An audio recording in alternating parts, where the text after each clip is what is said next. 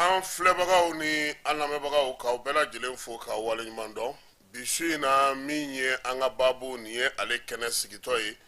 Débat politique su in na an kɛlen don ka wele bila maa min ma o ye parti CODEM ale sifinw ka ɲɛma n'o o ye Aruna B Gindo ye min ye M5 RFP FCD n'o o b'ale kɔnɔna na o fana ka maa b'an bolo yan. Olu fila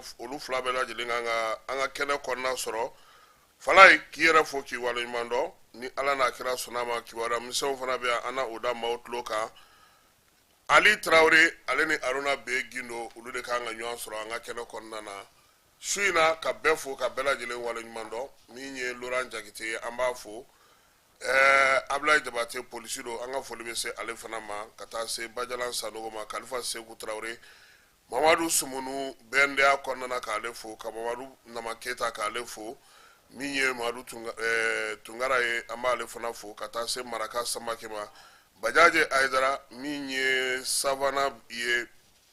kɔnɔna na Kone an b'ale fo ka Binem Dolo fo Kanadakaw fɛ yen Tonton Raoul an b'a fana fo ka Faustin Sila fo Ali Badara Kone ale IC de JTC ye an tɛ ɲinɛ a kɔ ka Jawus Création fo Musaba Arigo Saki an tɛ ɲinɛ ninnu si kɔ ka taa se Musa Kan ma péage su olu ka maa ye ale an b'a fana fo k'a waleɲuman dɔn Sajo Kulibali timininga don an ka foli bɛ s'a fana ma ko a ni timinandiya ani wuli ka jɔ hali n'o y'a sɔrɔ sunkalo ale tile 4 fɔlɔ in kɛlen don k'a tile 10 Falaye aw ka glace ko in dɛ anw kɔni y'an wasa don jisuma na fɔlɔ k'a fɔ budɔn bɔrɔ budɔn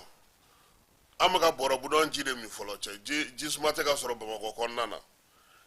sunkalo in daminɛ a kuma cayalen don kosɛbɛ n'an ye Musa Kan fo an tɛ ɲinɛ fiyewu Madame Fanta Dumbuya Kayi kaso kɔnɔna na Aji Bari k'ale fana fo k'a waleɲuman dɔn min ye Nun Dumbuya ye Montréalkaw fɛ yen Yusuf Tungara k'a fana fo Azmir Keta Yaya fo fana n'a ka denbaya bɛɛ lajɛlen k'an bɛ foli ta ka ɲɛsin olu fana ma maa minnu bɛ yen ne olu kɛlen don ka u sɔgɔ an na fana Bamakɔ fan 14 ka taa se Katikaw ka Julio ma k'an b'a fana fo k'a waleɲuman dɔn Mahamadu Dambele n'an b'a wele ko Segu Maru k'a fo Ali 24 Badabada Ali Suba Ali Ali kɔni Bamakɔ sigi jara Ali la dɛ Ali kɛra Katika de sa a sigiyɔrɔ bɛnna Kati de ma a yɛrɛ kan ka tɔgɔ kɛ Kati 24 ye sa parce que a fana ye Kati 24 Katika de bi an ye glace de ɲini ka dɛsɛ Bamakɔ kɔnɔna na yan glace tɛ ka sɔrɔ kunungo ja glace min sɔrɔla u y'o feere n tɛ san sɔngɔ la glace den kelen 200 Bamakɔ ni maa min m'a ye a bɛ k'i ɲɛna ko fɔba jugu lakali don k'a sɔrɔ a bɛ ka feere a sɔngɔ n'i ma 200 bɔ i tɛ se ka glace den kelen sɔrɔ i bolo la Sugaro o fana kuma cayalen don nin waati in na hali n'o y'a sɔrɔ minisiri ye munumunu salo kɛ ka layidu ta mɔgɔw ye a b'a dɔn Sugaro bɛ sɔrɔ cogo min n'i taara ko Mali Sugaro ani Sugaro jɛma e b'i si ka o tɛ Sugaro feere ma u b'a fɔ k'e ye DNCC baarakɛla ye i b'a fɔ de ko nɛrɛmuguma ani jɛma o kɔrɔ kɛ e ye réseau mɔgɔ ye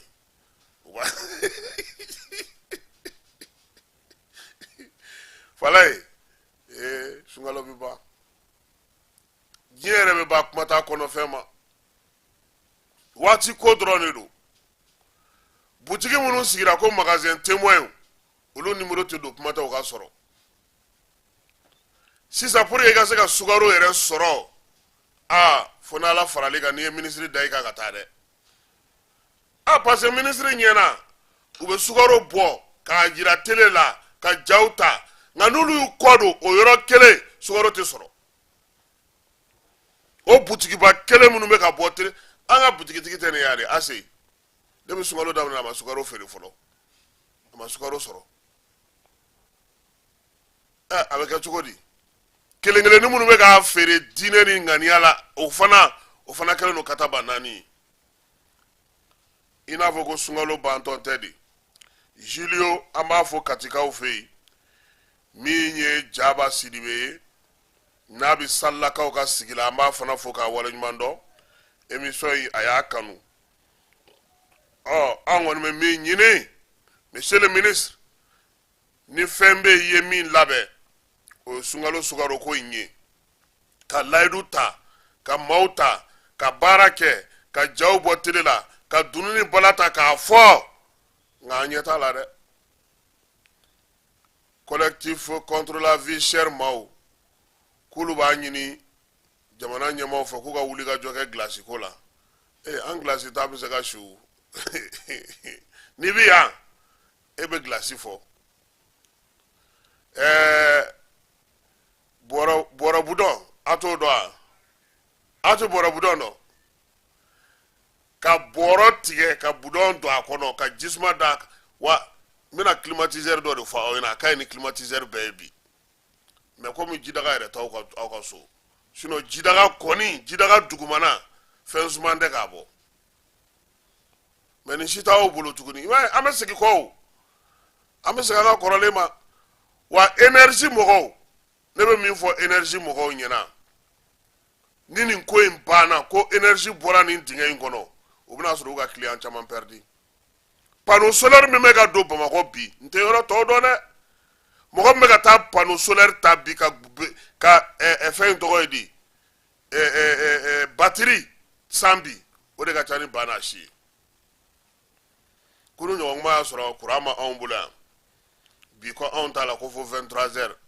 o b'a sɔrɔ émission banna o 23h fana o fana bɛ taa ban 4h du matin wa an taara heure jumɛn i ni courant bɛ da i n'a ti wuli bon nin ko in tiɲɛ yɛrɛ yɛrɛ la filɛlan wɛrɛ ka lajɛ a la parce que mɔgɔ bɛ ka fɛn o fɛn fɔ a ka jugu o bɛɛ de ye baara min tiɲɛna nin ko in na an bɛ ka seri de min mɔniko kuma tɛ yen seri an bɛ se cɛw bɛɛ yɛrɛ b'o sɔrɔ yɛrɛ parce que malo fana sɔngɔ yɛlɛlen don ne yɛrɛ bɛna taa gijokaw de fɛ yen parce que olu de ka malo ka ɲi kosɛbɛ nka terrorisiw fana kɛlen don k'olu bila pantalon tigɛ ni kulusi tigɛ ni bobosi bila la ye yen ma nɔgɔn dɛ yen fan si de ma nɔgɔn a taara yen ni sunbi aka ani deboyi yuwaru ani tɛnɛnku masina ani dogofiri nin yɔrɔ ninnu fana ka kala dɛ ne ko polisiw bɛ sun wa aw bɛ o tɛ sun de parce que ne tɛmɛna bon ala ka yafa n ma dɛ parce que ɲɛ kelen dɔrɔn de ye n tɛ n kana na nkalon ta ka da walidenw na dɔw b'a sɔrɔ dɔw bɛ sun mais kɛlɛdaga kɔni sun man ca dɛ parce que o ye baara n'a kɛcogo yɛrɛ ye aso ale kɔni ye balo bila ka taa Mali fan 14 bɛɛ lajɛlen na dugu misɛnnin fara duguba kan ale ye balo bila ka taa fan 14 bɛɛ lajɛlen na Bamakɔ kɔnɔna na yan kan Sunjata maaw u ye malo ɲɔ tulu sukaro u y'o bɛɛ lajɛlen di olu ma ani makɔrɔni ko yaasa maa minnu bɛ yen ni olu cɛw fatura kɛlɛdagaw la olu k'o kɛ u ka sunkalo ale musaka ye ne ko tamaro kɔrɔlen tamaro bɛ feere joli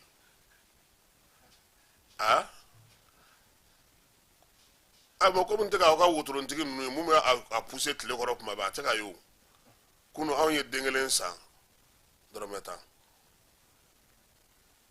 kuna sini ko den kelen kun ye dɔrɔmɛ 5 ye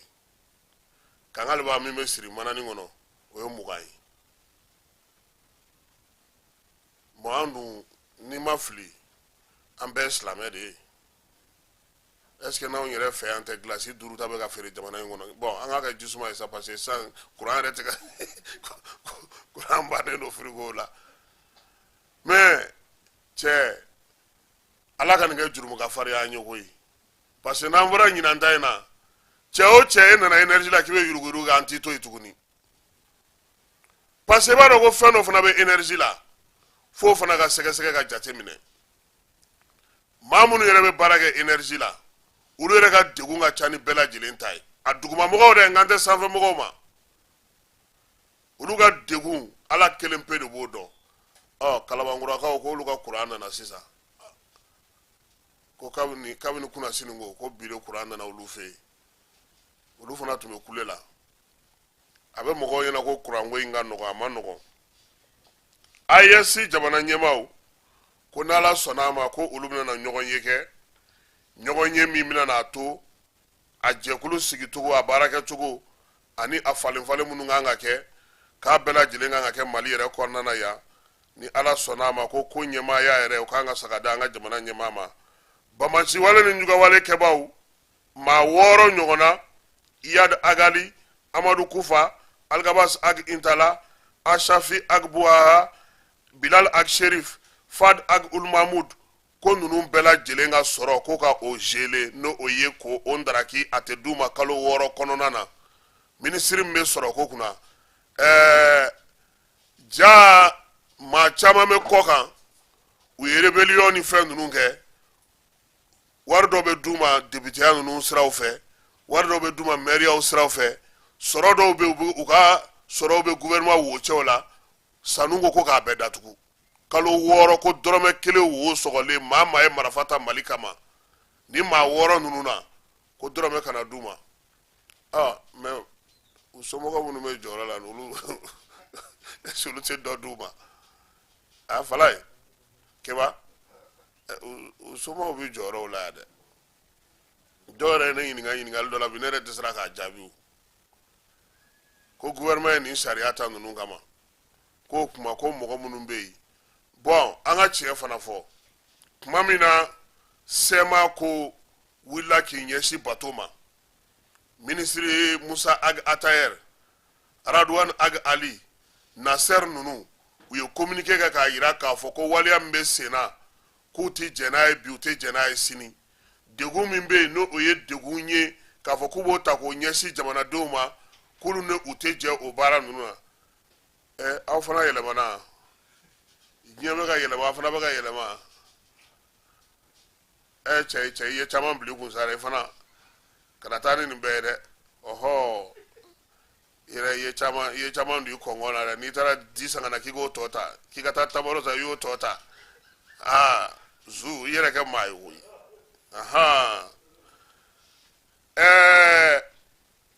sisan Kidali kɔnɔna na maa minnu tun bɛ yen fala ye n'olu yɛrɛ tun bolo k'a fɔ ko foyi tɛ yen n'o bɛ se ka ko ɲɛ olu bolo n'o bɛ se ka kɛ waleya min bɛ degun ta ka ɲɛsin olu ma u y'a jira k'a fɔ ko bi ko y'a to olu kow bɛɛ lajɛlen ka se ka sen sɔrɔ maa caman bɛ yen olu tun bɛ Kidali kɔnɔna na o tun kɛlen don dɛnkɛrɛfɛ ye nka nin waati laban in na u sera ka sigiyɔrɔ sɔrɔ u yɛrɛ ye u sera k'u da don jamana kumaw la o de la gamu taalen kɔsa in na Agɛlɔkaw fɛ yen a ye kuma di bɛɛ ma k'a yirula fana k'a fɔ k'u k'u labɛn u k'u sigi n'a ye k'a fɔ cɛfɔ ni kan bɛ kuma min kan ka kɛ a bɛ kɛ Agɛlɔ kun n'Ala n'a kira sɔnna a ma fɛɛrɛ ni dabaliw bɛna sigi sen kan yaasa olu fana ka se k'u da don jamana ale kuma na o senfɛ fana Agɛlɔ taga la gamu maa minnu bɛ yen n'o ye sɔrɔdasi maa 150 n'olu fatura a taara ka t'i ɲɛ da olu fana ka salodon kan n'olu ka kaburu ye min ye capitaine Badi ye ale dalen don yɔrɔ min na o yɔrɔ a taara olu lajɛ nka fala yan yɔrɔ la an b'a fɔ ka kɔn gouvernement de transition ɲɛ premier ministre Bubu Sise san 2020 an n'a ye taama kɛ a fana tun ye layidu ta ka baara kɛ min ye kaburudon in ye n'o ye Badi ni a tɔw dayɔrɔ ye a baara bɛ se ka kɛ cogo min na ka ɲɛ su in na an bɛ Mamadu Igor Jara fana fo cɛ mɛnna ministre wari yeli la n famana k'a ɲɔgɔnna ye dɛ ale fana ye jamana ye a nin ka fisa ko la n'a tora nin na an na to ka n'a ka studio kɔnɔ sinon a ka kunun da ye fala ye Igor i bɛ wari dɔn nka n'i ye wari dɔn ka tɛmɛ Igor kan i bɛ fɛ ka fɛn wɛrɛ kɛ minisiri min don a y'a cɛsiri jamana ko la an b'a fana fo k'a waleɲuman dɔn Udu Kone an b'a fo ka Al Umra Nɔ Ture fo min ye koro makan ye Ibrahim k'ale fana fo Mahmudu Sangare Sanfil Solo Jinɛden Burama Traore ka min ye Mohamed Kulibali ye Seydou Guindo Ousmane Guindo k'ale fana fo Bɛnkɛ Kulibali Amidou Guindo ka taa se an ka cɛkɔrɔba n'o ye doyen Sise Mamulu bɛɛ lajɛlen fo an ka misiri kɔnɔna na n'o o ye an ka misiri salamu ye Udu Kone ale ka misiri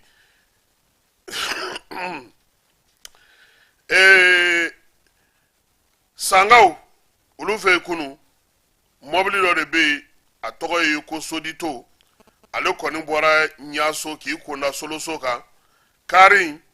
maa 29 de tun b'a kɔnɔ a taara dafiri a binnen maa 15 olu sɛbɛkɔrɔ jogina maa 3 olu fatura maa fatulenw ni joginenw bɛɛ lajɛlen sa u y'olu cɛ ka taa n'olu ye sankaw fɛ yen min ye an ka arajo partenaire min bɛ sa n'o ye santoro ye ture n'a ka baarakɛlaw k'u fo yan sabula olu fana bɛ wulikajɔ la ka kunnafoni ɲuman k'o ɲini k'o di jani 1.ml maaw ma kalabankurakaw ko kuran k'a sera olu fɛ yen su in na an bɛ dugawu kɛ ala k'a si u fɛ yen ala k'a tilew fɛ yen k'a fajiriw fɛ yen k'a suguriw fɛ yen k'a suntigɛw fɛ yen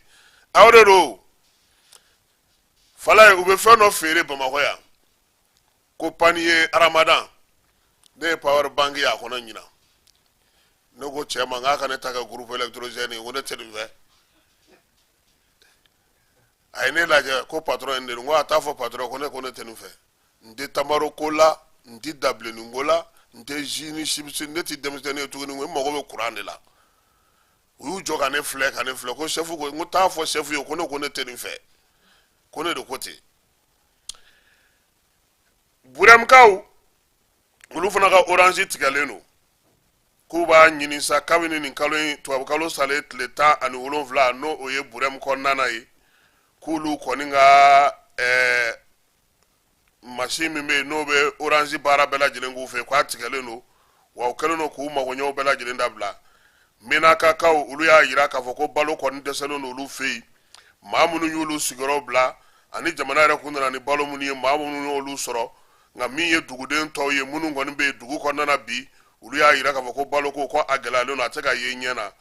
min ye baɲangarakaw fɛ dugu min bɛ yen ko jɔnbolo dugu 25 ɲɔgɔnna commune de dukombo kɔnɔna na bamasiwale kɛbaa dɔw kun taara ye k'u bɛ taa firi olu ka kununko nka n'ala y'a kɛ donso minnu bɛ yen olu y'a tɛlɛ don u la a bamasiwale kɛbaa u tun b'a fɛ ka taa ni minɛn minnu ye u m'olu sɔrɔ nka min ye dugu ɲɛ u ma se ka bin a kan fana k'a jira k'a fɔ ko min y'a sɔrɔ Ninjugawale ni Bamacawale kɛbaaw ko n'u ma se ka nin bɔ u ma se ka taa tugu k'u kɔni y'u ta kɛ baw cɛlen ye sa ani sagaw ni misiw ni faliw u y'olu gu fali kɔnɔna ka jugu dɛ fali n'a ko a tɛ taa dɛ nka b'a jɔ sira la ko monsieur le maire de a tɛ bouger Sidiki Buhari an b'a fɔ ANP kɔnɔna ka Waso Sise fo Badu Sumunu Elhadji Uwezu Kunta min ye binubilen den don an ka foli bɛ s'a ma Elhadji Umaru Sumare k'ale fana fo Baba Sila Sanfili Alimami don an b'a fɔ ka waleɲuman dɔn Seydou Musa Traoré Guichet Sisolo Abdurazak ani Ben Barak Cu ka taa se Jose ma grand frère Basiru Traoré Yaya Jara an b'a fana fo ka Gawusu Jara fo min ye Musa Jara ye tonton Aluso an b'a fɔ ka waleɲuman dɔn ka madame Sikayatu So fo professeur Ali Nunjalo k'ale fo min ye Ousmane Siye ka foli ta ka ɲɛsama Bayiba Meridi district kɔnɔna an tɛ ɲinɛ a kɔ ka Sori Kɛmɛso fo Mamadu Baba Duguri an b'a fana fo Nuru tɔgɔ fila Kayikaw fɛ yen Mojiba Baba Numanzana surtout Sulemani Yatasaye k'a fana fo ka Masire Yatasaye fo Douanza député Ilias Guro Sotraka Jawara k'an b'a fo k'a waleɲuman dɔn cɛ ale nana fɛn dɔgɔ ye de min man ka di ta f'a bɛ wuli ka min ta Kangaliba nana n'a bɔra ɲɛ kelen k'an b'a fo k'a waleɲuman dɔn Falen Kulibali an b'a fo min ye Tɛnɛ Musa Bagayogo ye k'a fana fo k'a waleɲuman dɔn Mali ale ni Côte d'Ivoire dancɛ la ko sɔmin kɛlen don a la k'a fɔ nin waati laban in na Tɛngɛrɛla kɔnɔna na Faransi sɔrɔdasi dɔw a na kɛ mercenaires ye olu ni Côte d'Ivoire taw kolonzolen don ɲɔgɔn na ye maa caman y'a jira k'a fɔ ko sɔmin kun kɛra nin ko in ma a mɛnna ko mɛ min ye Mali armée ye ale fana bɛ ka fɛɛrɛ ni dabaliw tigɛ sabula kuma in fɔra kabini nin kalo tɛmɛnen tile 11 fo kana se nin kalo in tile 12 ma ko Mali kɔni kɛlen don ka jateminɛ kɛ a yɔrɔ la kosɛbɛ u bɛ baara min na n'u bɛ wulikajɔ min na ko ka se k'a lajɛ Ali Traoré an b'a fɔ Washington kaw fɛ yen Dirisa Kulibali Washington Fatumata Ba Texas min ye Mohamed Lamine Kokayina ye k'ale fana fɔ Las Vegas kaw fɛ yen Namori Sidibe a n'a ka cɛdenw k'an b'u bɛɛ lajɛlen fɔ Oyo Adama Traoré hôtel résidence Segu Samba Play k'an b'a fana fo min ye Segu cɛ n'a muso denmisɛn ni maabakɔrɔ k'an b'a bɛɛ lajɛlen fo Etienne Fakaba Sissogo k'a donna parrainage la o ka ɲi cɛ politiki de bɛ laban mais falai keba an ka cɛ fɔ ɲɔgɔn ɲɛna dɛ a so bɛ jɔyɔrɔ min na nin ye politiki jɔyɔrɔ don dɛ ouais n ye mɔgɔ caman ye panga politiki la Choguel nɔfɛ politiki de y'a to u sera ye dɛ donc Etienne fa kaba a tun bɛ parti Sadi de la ani Sadi ma ɲɛ a la a mɛnna a bɔra a kun y'a yɛrɛ kelen ka fɛnw kɛ ka baaraw parce que jeunes minnu filɛ nin ye u ka wuli k'u jɔ ne yɛrɛ bɛ min fɛ dɛ mɔgɔw ka wuli k'u ka politiki baara kɛ ka ɲɛ bani c'est à dire mɔgɔw diminen don min na min kɛra o ma ɲɛ n'an tora ko a ma ɲɛ la anw dun ye constitution min ta a sɛbɛn n'a kɔnɔ ko politiki mɔgɔ de bɛ fanga ta ka fanga mara an bɛ ka baara minnu kɛ politiki jɔyɔrɔw de don ani diɲɛ min bolo donnen ɲɔgɔn bolo politiki de don fɛn o fɛn bɛ kɛ politiki de don donc Etienne fa kaba a taara parti ɲɛnama na sabula n y'a mɛn k'a fɔ ko parrainage fana bɛ k'a ka congrès labɛn ni a ye jɔyɔrɔ ɲɛnama sɔrɔ o la ka baara kɛ ka ɲɛ lala hakilina minnu b'a la miirina minnu b'a la a bɛ fɛ jamana ka kɛ cogo min a n'a don bɛrɛ la ka don tɔnjɛkulu hukumu kɔnɔna na o ka fisa a ka t'o den kɛrɛfɛ la n yɛrɛ dɔgɔnin don n b'a fɔ k'a waleɲuman dɔn a kɔni ye choix ɲuman kɛ nin ye nin ka fisa i ka to yɔli la mɔgɔ t'a dɔn i bɛ parti la don dɔ la k'e bɛ faso jugu la i bɛ faso kanu na i bɛ faso taa ɲɛ la i bɛ faso taa ŋɔ la e bɛ taa mini fɛɛrɛ dɔrɔn de don ka politiki kuma k'o contourner n tɛ politiki de don for sati o for witi o for vɛ o korema o arema o nenima o nin bɛɛ ye politiki maa si tɛna maa namara ya tuguni bɛɛ ye politiki de ye a ka kɛ a kɛcogo ɲuman na o de da ka d'an bɛɛ lajɛlen na yaasa an ka se ka lafiya Sinabef a b'olu dɔn wa bankiw bɛɛ faralen ɲɔgɔn kan olu ka syndicat ko olu maa min bɛ k'olu ka ko bɛɛ bila retard la a b'o dɔn wa u ko ko Alfuseni Sanu ministre de l'économie BDM directeur PMI directeur ko ninnu de y'olu jugu ye bi Mali kɔnɔ u y'u ka conférence de presse kɛnɛ kan u ko k'u bɛna wuli ka jɔ kɛ ko ka grève kɛ ko n'o y'a sɔrɔ bi Mali kɔnɔ mɔgɔ bɛ ka pacte social min ni jamanakuntigi y'a baara labɛn k'a sigi sen kan ni mɔgɔ bɛ k'a ko segin kɔ ko ninnu mɔgɔw de don ko sabula ko syndicat o ka hakɛw tɔrɔngɔlen don nin yɔrɔ nin bɛɛ lajɛlen na i bi farima mɔgɔw fana maa 150 k'u y'u gɛn ka bɔ baara la parce que k'a fɔra ko baarakɛyɔrɔ bɛ bɔ Banankabugu la yan ka taa sigi yɔrɔ wɛrɛ olu ko k'o yɔrɔ ka jan k'u y'o fɔ kun min na u y'u gɛn aw dun bɛ Amadu Ba dɔn a tɛ segin a kɔ o ale de y'u ka secrétaire général ye i b'a ye ani Choguel bɔlen don a dun fana a ko ko n ko pulo de don donc Sinabef k'olu ta bon ni PMI Mali directeur BDM directeur ale ni ministre yɛrɛ Sanu u ko ko Sanu yɛrɛ tun b'olu ka syndicat la koyi k'a ye Sinabef kɛ ka tɛmɛ a kumaw an y'u latɛmɛ yan Maliki Berete an b'a fɔ BNDA kɔnɔna na ale yɛrɛ fana ye banki baarakɛla ye Bayi Jakite Jango Bagayogo Dawuda Magasa Basabugukaw k'an b'u bɛɛ lajɛlen fo min ye Gabriel ye Abel Traoré Ari Traoré Koniba Jɛma Kulibali ka taa se Senu Bakɔrɔ ma min ye Salifu Konare Jusumalenkaw fɛ k'an bɛ ninnu bɛɛ lajɛlen fo Bamakɔ yan sa Buna Semega ani Bakɔrɛ Semega k'an b'u fo Kayida Sumare k'ale fana fo Agibu Konanji Segukaw fɛ yen Adema Jeunesse secrétaire général Segu Boubacar Faleri Boli an b'a fɔ k'a waleɲuman dɔn hali n'i den kana Bamakɔ yan n'i ye télé la o Boli y'i den kana Bamakɔ n'i ye télé la Aïda Kante an b'a fana fo min ye a balimakɛ n'o ye Vie Kante k'o fo honorable Amadou Kulubali ka foli ta ka ɲɛsin ale ma Gawokaw ko ni olu tile 6 ye olu tɛ ka courant sɔrɔ olu ka courant tigɛra panne min kɛra directeur ko ko jɔn ko la k'a ko ma nɔgɔn mais Gawo ta in ne yɛrɛ bolo olu ta ye panne ye o kan ka taa lajɛ joona fɛɛrɛ ka sɔrɔ o la parce que yɔrɔ tɔw ta kun ye groupe ko ye groupe kura de taara olu fɛ yen bon est ce que kɔsa in na n ko taji dɔ kun kan ka taa Gawo a fɔra ko bin kɛra o kan est ce que on zone comme nous n'an bɛɛ ye kelen ye koyi taji ko in de don ala k'a ɲɛ ka d'an ma sunkalo hukumu kɔnɔna na ɲɔnɔnkaw k'olu tɛ ka se ka taa fajiri la ko couvre-feu bɛ yen nin ko in ye ne kamana gan nka sini an na sokaw wele k'u ɲininka a ko bɛ cogo di parce que ne ɲɛ b'a la couvre-feu bɛ yɔrɔ tɔ minnu na a bɛ n'a fɔ mɔgɔw bɛ taa seli misiri la yen nka k'olu ta ɲɔnɔ ma nɔgɔ dɛ dugu min laminen don ni ji ye ibaro min be kabi komani tanapo de minena ko bla kasola ye terroriste ko dabe nyononga yo ko sunatu yo ko fuka dugu de ci ngawni armée ulu be nyogona ye burem kaw anye ulu fana ta fo ko ulu nuka dugutigiw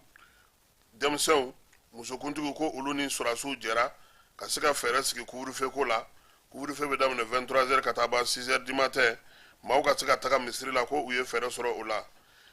Ɲangurubugu ni ale bɛ dire mara la Tɔnbɔkutu marabolo kɔnɔna na terroriste kɔni ko olu u ye u caman bɔnɛ u ni na ye a tun bɛ fɔ min ma sa ko Ame Sango o n'a ka jɛkulu maaw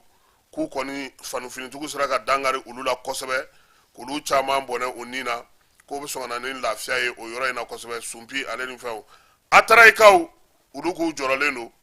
k'u b'a ɲini armée a ka se ka taa olu dɛmɛ yaasa basigi ni lafiya bɛna cogo min n'o tɛ kabini san 2012 san kalan tɛ ka kɛ ataraye kɔnɔna na dugu belebele dun don a bɛ ɲafunge masuruna la min ye yuwaru ye a n'o fana man jan ɲɔgɔn na kosɛbɛ dugu in a jɔyɔrɔ ka bon wa min ye baara caman maaninfin min b'a kɔnɔ n bɛ fama a ma tuma min n t'a dɔn n'u taara dɛ parce que terroriste fɛnsigi ma nɔgɔn u kɔni ka jamanadenw bɛ ka laɲini kɛ n b'an ka mesi fo n'o ye MC ye Mamadu Kulubali a n'a terikɛ Jalo ka Buguri n'a ka gɛrɛnadenw bɛɛ lajɛlen fo a bɛ taa Seydou Mamadu Dipa fana monsieur le ministre Cheikh Kanté min ye délégué ye k'ale fana fo Boubacar Monzon Traoré Sala Babi an tɛ ɲinɛ Yeli Sisoko kɔ k'an b'a n'a ka denbaya bɛɛ lajɛlen fo Sebenikɔrɔ Modibo Tunkara Burema Sisoko min ye Burema Sire Kulubali ye Kara Tian Kiledu ferme kɔnɔna na ani n yɛrɛ balimakɛ Usman Bashin Basurbalakaw fɛ yen Segu k'an b'a fana fo k'a waleɲuman dɔn ko yaasa Mali masiriw Mali drapeau Mali jɔnjɔn Mali hymne a kɛcogo n'a tacogo n'a bɔcogo ka ɲɛ dɔgɔkun kelen baara bɛ senna falaw ka taa kilasiw kɔnɔ kibaru ninnu bɛ drapeau don a kuntugu kan k'olu ye arasa ye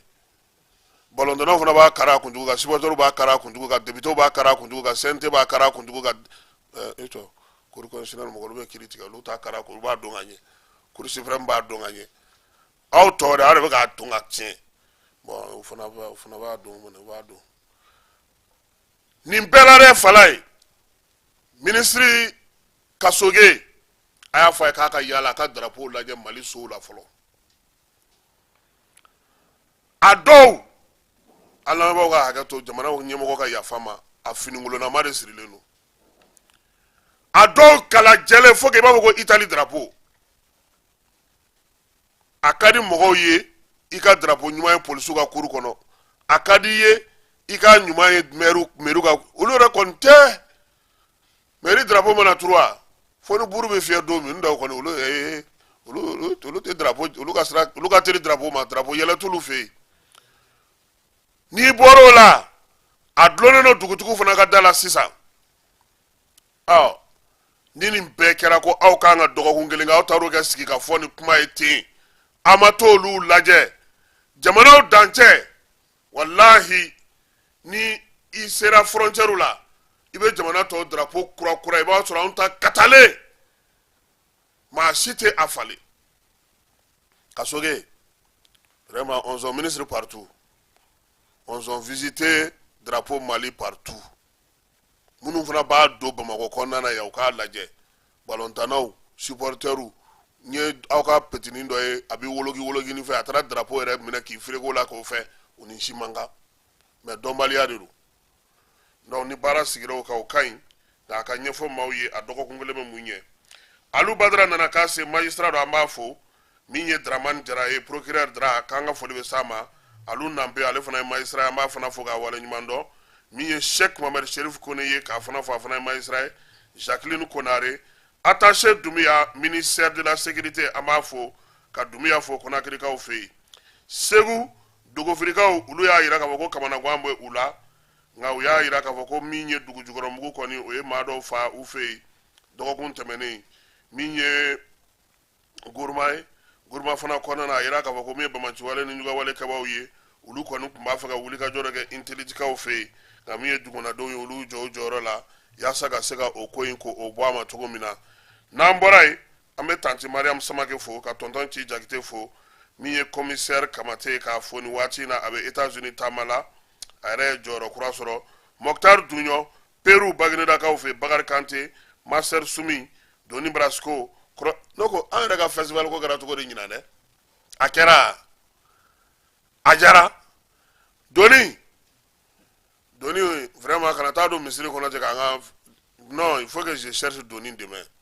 ou bien n bɛ Sumi yɛrɛ ɲini Sumi ko a ma taa Faransi dɛ parce que ni festival banna ale ni Dafe bɛɛ ye kelen Dafe bɛ taa Hollande ale bɛ taa Faransi kɔriw bɛ yan dɛ ayiwa Doni ni Sumi n'u ɲini Mas ni Jangina k'olu fo la voix du Mali kɔnɔ Konanji Jara n b'a fo ka Beydi fo n'o ye Amdalayi Beydi ye ka Isa fo Amdalayi Isa Mula Idris Ɲɔrɔ Sirifukɛ mɔden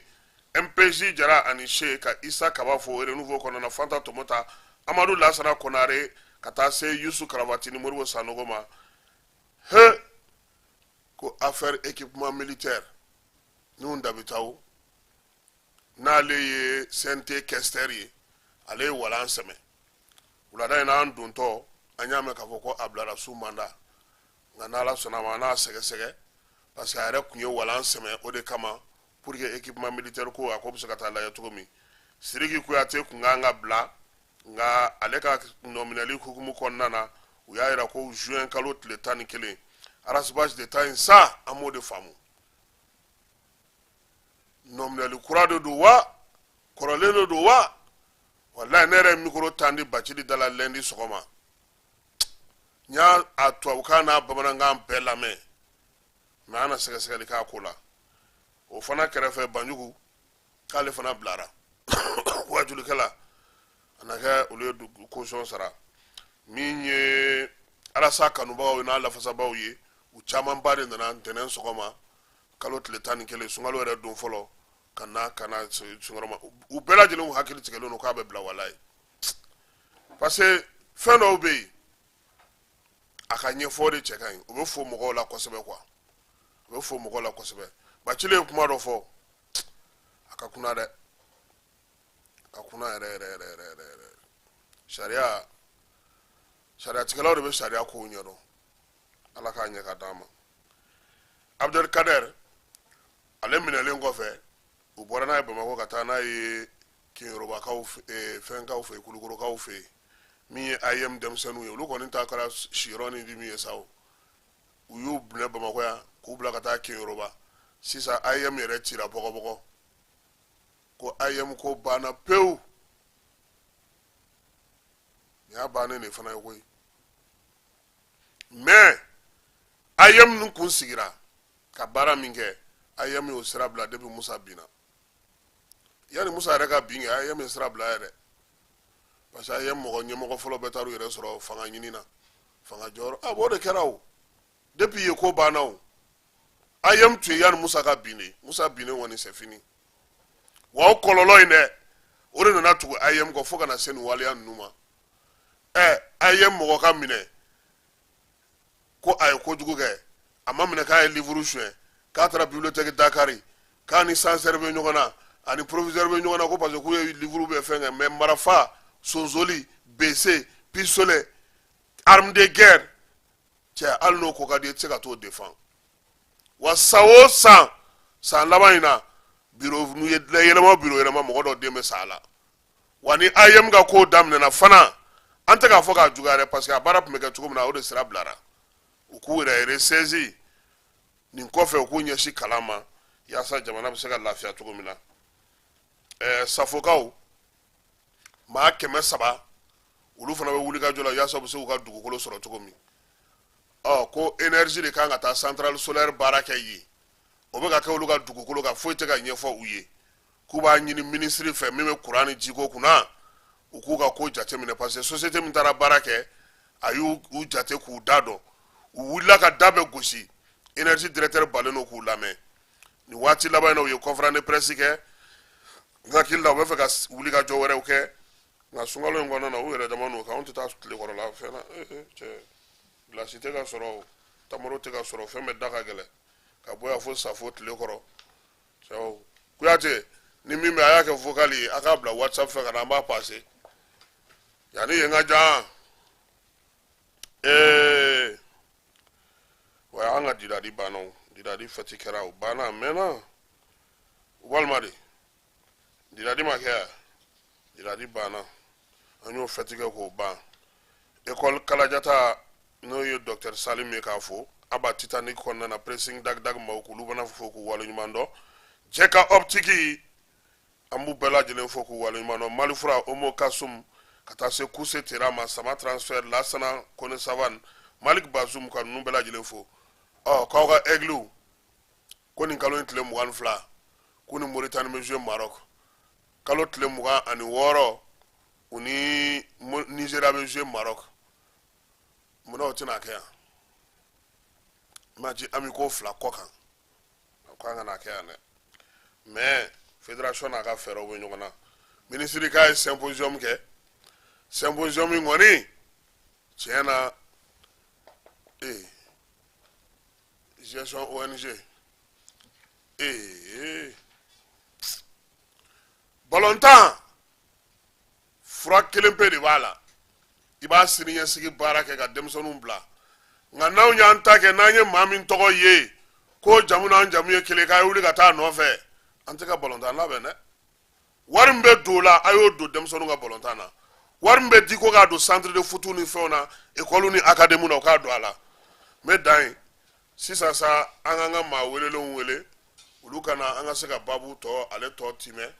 bɛɛ lajɛlen bɛ se ka faamuyali kɛ cogo min na ka bɛɛ fo ka bɛɛ waleɲuman dɔn sunkalo ala k'a timɛ ko ɲuman da an bɛɛ lajɛlen ma sini kɛnɛ laban ko ɲuman ala k'a d'a ma an bɛ bato min kɛ sunkalo kɔnɔ ala k'a bɛɛ lajɛlen minɛ k'a fɔ aw ɲɛna fana ko n'ala n'a kira sɔnna a ma min ye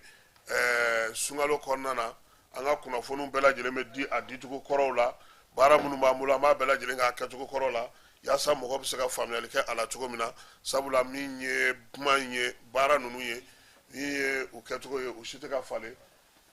cɛ k'a dɔ parilen cɛ ka ɲi ja dɛ a ti sa ka na nɔgɔkɛ k'i sigi yan dɔgɔnɔ i sigi saba ayiwa a banna u ti ji min yan a ma ji d'u ma a kana fɔ ko jisuma dɛ kuran tɛ yen dɛ jisuma tɛ yen dɛ aw yɛrɛ aw jɛ an bɛ ka ji d'aw ma ji bɛ ka feere de gilasi ye 200 de gilasi ye 200 de keba ji d'u ma an b'aw bɛɛ lajɛlen fo k'aw bɛɛ lajɛlen waleɲuman dɔn su in na kuma fɔlen kɔrɔ tɔ o ye dalama ye an bɛna kuma min kan o ye sunkaloko ye association ni tɔnjɛkulu minnu b'an ka jamana kɔnɔ n'olu bɛ ka ci o ko lakana ko an ka jamana kɔnɔna na maa fila an y'o wele Haruna B Gindo ale b'an ka kɛnɛ kɔnɔna na Kodem tɔgɔ la Gindo i ni su i nana an ka wele jaabi a diyara n ye Ali Traoré ale bɛ FSD la ni M5 la Ali i ni su n b'a ni su Kasim ka lamɛnbaga cɛ n'a muso denmisɛnnin maabakɔrɔ k'a bɛɛ lajɛlen fo k'a bɛɛ lajɛlen waleɲuman dɔn su in na an ka baabu an y'a fɔ cogo min na a bɛ tali kɛ min na o ye jamana yɛrɛ kɔnɔ kibaruyaw ye sunkalo ko aw ɲɛ b'a la cogo di nin waati in na alhamdulillah rabbil alamin k'e fo maliyɛn fɛn fɛn bɛ k'an lamɛn nin waati in na ka an ka foli d'u ma ka dugawu kɛ an bɛ sunkalo de kɔnɔ alhamdulillah rabbil alamin ka dugawu kɛ ala ka sunkalo timiko ɲuman ala k'o nɔgɔya bɛɛ lajɛlen ye ala ka musaka nɔgɔya an bɛ dugawu kɛ alhamdulillah rabbil alamin o fɔ ka caya dɛ ala ka musaka nɔgɔya a ma dogo mɔgɔ si la an donna la cogo min na a ma dogo mɔgɔ si la an bɛ dugawu dɔrɔn de kɛ jamana ka da jamana lahala yɛrɛ kan ka dugawu de kɛ ala ka an ka seliw bɛɛ minɛ a ka laɲiniw bɛɛ sabati ka tila ka dugawu kɛ tuguni ka dugawu kɛ a musaka i y'a fɔ cogo min na ala k'o nɔgɔya k'e fo k'e waleɲuman dɔn ka maliyɛn fɛn fɛn bɛ ka an lamɛn nin waati in na k'u bɛɛ fo ka tila ka an ka tɔn tɔgɔ la k'an ka militanw ni an ka militante bɛɛ fo an ka président tɔgɔ la alhamdulillah rabbil alamin an bɛ kɛnɛ kan ni ala ka jɛ an bɛna kuma fɛn fɛn fɔ yan a ka kɛ mali kuma ye a ka kɛ mali taga sira ɲuman kɛ kuma ye an bɛ ala deli encore une fois ala ka hɛrɛ kɛ mali ye ala k'an ka hami k'o bɛɛ nɔgɔya ala ka laɲiniw sabati merci beaucoup ko sunkalo bɛ cogo di sunkalo alhamdulillah rabbil alamin an donna kɔnɔ an donna kɔnɔ n'i y'a ye cogo min na i yɛrɛ bɛ ka kuma gɛlɛya bɛ yen ka da kurantigɛ kan parce que yanni kurantigɛ yɛrɛ ka daminɛ a mali yɛrɛ bɛɛ ba dɔn an bɛ situation min kɔnɔ ka da mali yɛrɛ gɛlɛya kan kɛlɛ bɛ yen maliyɛnw bɛ gɛlɛya kɔnɔ maliyɛn caman bɛ yen u tɛ ka sɔrɔ ka baara kɛ bon kurantigɛ o ye dugubaw kɔnɔna ye mais dugu fitinu kɔnɔna na o ye gɛlɛya min bɛ yen o ye insécurité ko de a ye mɔgɔ caman bali k'u ka activité kɛ parce que i b'a dɔn cogo min maliyɛn caman bɛ yen olu ka baara ye ka sɛnɛ kɛ dɔw ka baara ye ka commerce fitiniw kɛ dɔw fana ka baara ye ka yaala ni dugu ni dugu ka sɔrɔ u ka dayirimɛ ɲini d'accord donc bi an bɛ yɔrɔ min na franchement ninnu bɛɛ dankari selen ninnu caman na dugu caman na n'an bɔra duguba kɔnɔ donc o bɛɛ ye gɛlɛya ye ka fara a kan ka tila ka kurantigɛ fana fara a kan bon kurantigɛ i b'a dɔn cogo min na maliyɛn caman fana bɛ balo o de la menuisier b'o la tailleur b'o la soudeur b'o la franchement ninnu bɛɛ donc maliyɛn n'i y'a fara ɲɔgɔn kan maliyɛn bɛɛ ye bololabaarakɛlaw de donc bololabaarakɛla caman bɛ yen olu bɛ balo o de la donc ni kuran tɛ yen jaga don a bɛ na ni gɛlɛya ye an bɛ ala de deli sa sisan pour que an bɛ se ka bɔ nin kɔnɔ cogo min na. ayiwa Ali an y'a ye k'a fɔ sunkalo kɔni daminɛna bi ye a tile 4nan ye aw yɛrɛ ɲɛ bɛ a ko la cogo di. yani n ka kuma daminɛ fɔlɔ n bɛ i fo i ka wale i la k'i ka direction mɔgɔ bɛɛ fo jami mɔgɔ bɛɛ a y'an wele a jala an nana ka wele jaabi faso ko don n bɛ dugawu kan n bɛna kuma min fɔ bi ala ka kɛ kuma barikamaw ye a ka kɛ jamana jɔsen kuma dɔw fana ye n bɛ n ka parti FCD n'o président ye kun ye Jibiri Tangare ala ya miniji dɔgɔya n bɛ profiter ka dugawu kɛ ala ka hinɛ ni silamɛsu bɛɛ lajɛlen na ka FSD tɔnden bɛɛ lajɛlen fo ani M5 mɔgɔw bɛɛ peut-être i bɔra ka min fɔ sisan bi an bɛ nin kalo min na nin ye kalo barikama de fɔlɔ parce que sunkalo tɛmɛna mɔgɔ dɔw tun bɛ yen an n'olu y'a kɛ ɲɔgɔn fɛ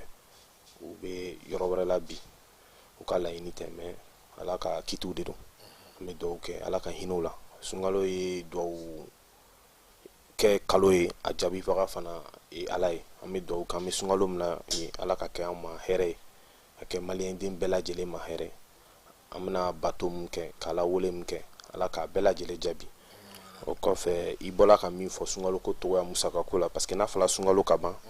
mɔgɔw bɛ jɔrɔ ni musaka de a bɛna don cogo di parce que sunkalo n'i y'a jateminɛ mɔgɔ ka du kɔnɔ bi ni i tun bɛ 200 de di comme nasɔngɔ i b'a sɔrɔ sunkalo kɔnɔ i bɛ a double ou a triple de di bon an b'a dɔn jamana bɛ situation min na bi gɛlɛya bɛ yen bɛɛ b'a kalama maliyɛn bɛɛ b'a kalama mais an bɛ dugawu de kɛ halisa gɛlɛya ninnu ala k'u nɔgɔya o fana k'a dɔn k'a fɔ mɔgɔ min b'an kunna jamana ɲɛmɔgɔ min b'an kunna bi u bɛ da u bɛ sunɔgɔ u bɛ wuli u bɛ jɔrɔ n'a ye fɔ mɔgɔw k'o dɔn ko u kunna ka bila u kunna k'a fɔ k'u lafiyalen tɛ i b'a fɔ ko an b'a jateminɛ cogoya min na u ka miirinaba yɛrɛ ye sunkalo dɔrɔn tɛ dɛ maliyɛnden bɛ se ka lafiya cogoya min na u ka miiriyabaw de n'i y'a jateminɛ fɛn caman bɛ sen na mais halisa an bɛ dugawu de kɛ ala ka fanga k'u la. ayiwa sunkalo ɲɛkɔrɔla la an y'a ye k'a fɔ minisiri min bɛ jagoko kunna ale tun ye kibaruya caman di a ye mɔgɔw hakili sigi mais tile 2 in na an y'a ye k'a fɔ fɛn fɛn fɔra n'i taara sugu kɔnɔ tiɲɛ don kɔni minɛnw bɛ yen mais minɛnw sɔrɔli gɛlɛya don kuma tɛ sukaro tile 2 in na ale tununnen don yɛrɛ est-ce que mɔgɔ tun kan ka sigi n'o ye. Kasim mɔgɔ man ka sigi ni nin parce que an dalen bɛ an ka autorités la c'est l'occasion ka an ka Mali autorités fo waleɲuman dɔn bien sûr ka fɛn fɛn bɛ ka kɛ bi Mali tɔgɔ la an nisɔndiyalen don mais min bɛ ka ye bi ani min fɔra a bɛ ka kɛ baji ni jɛgɛjala ye parce que tiɲɛ de don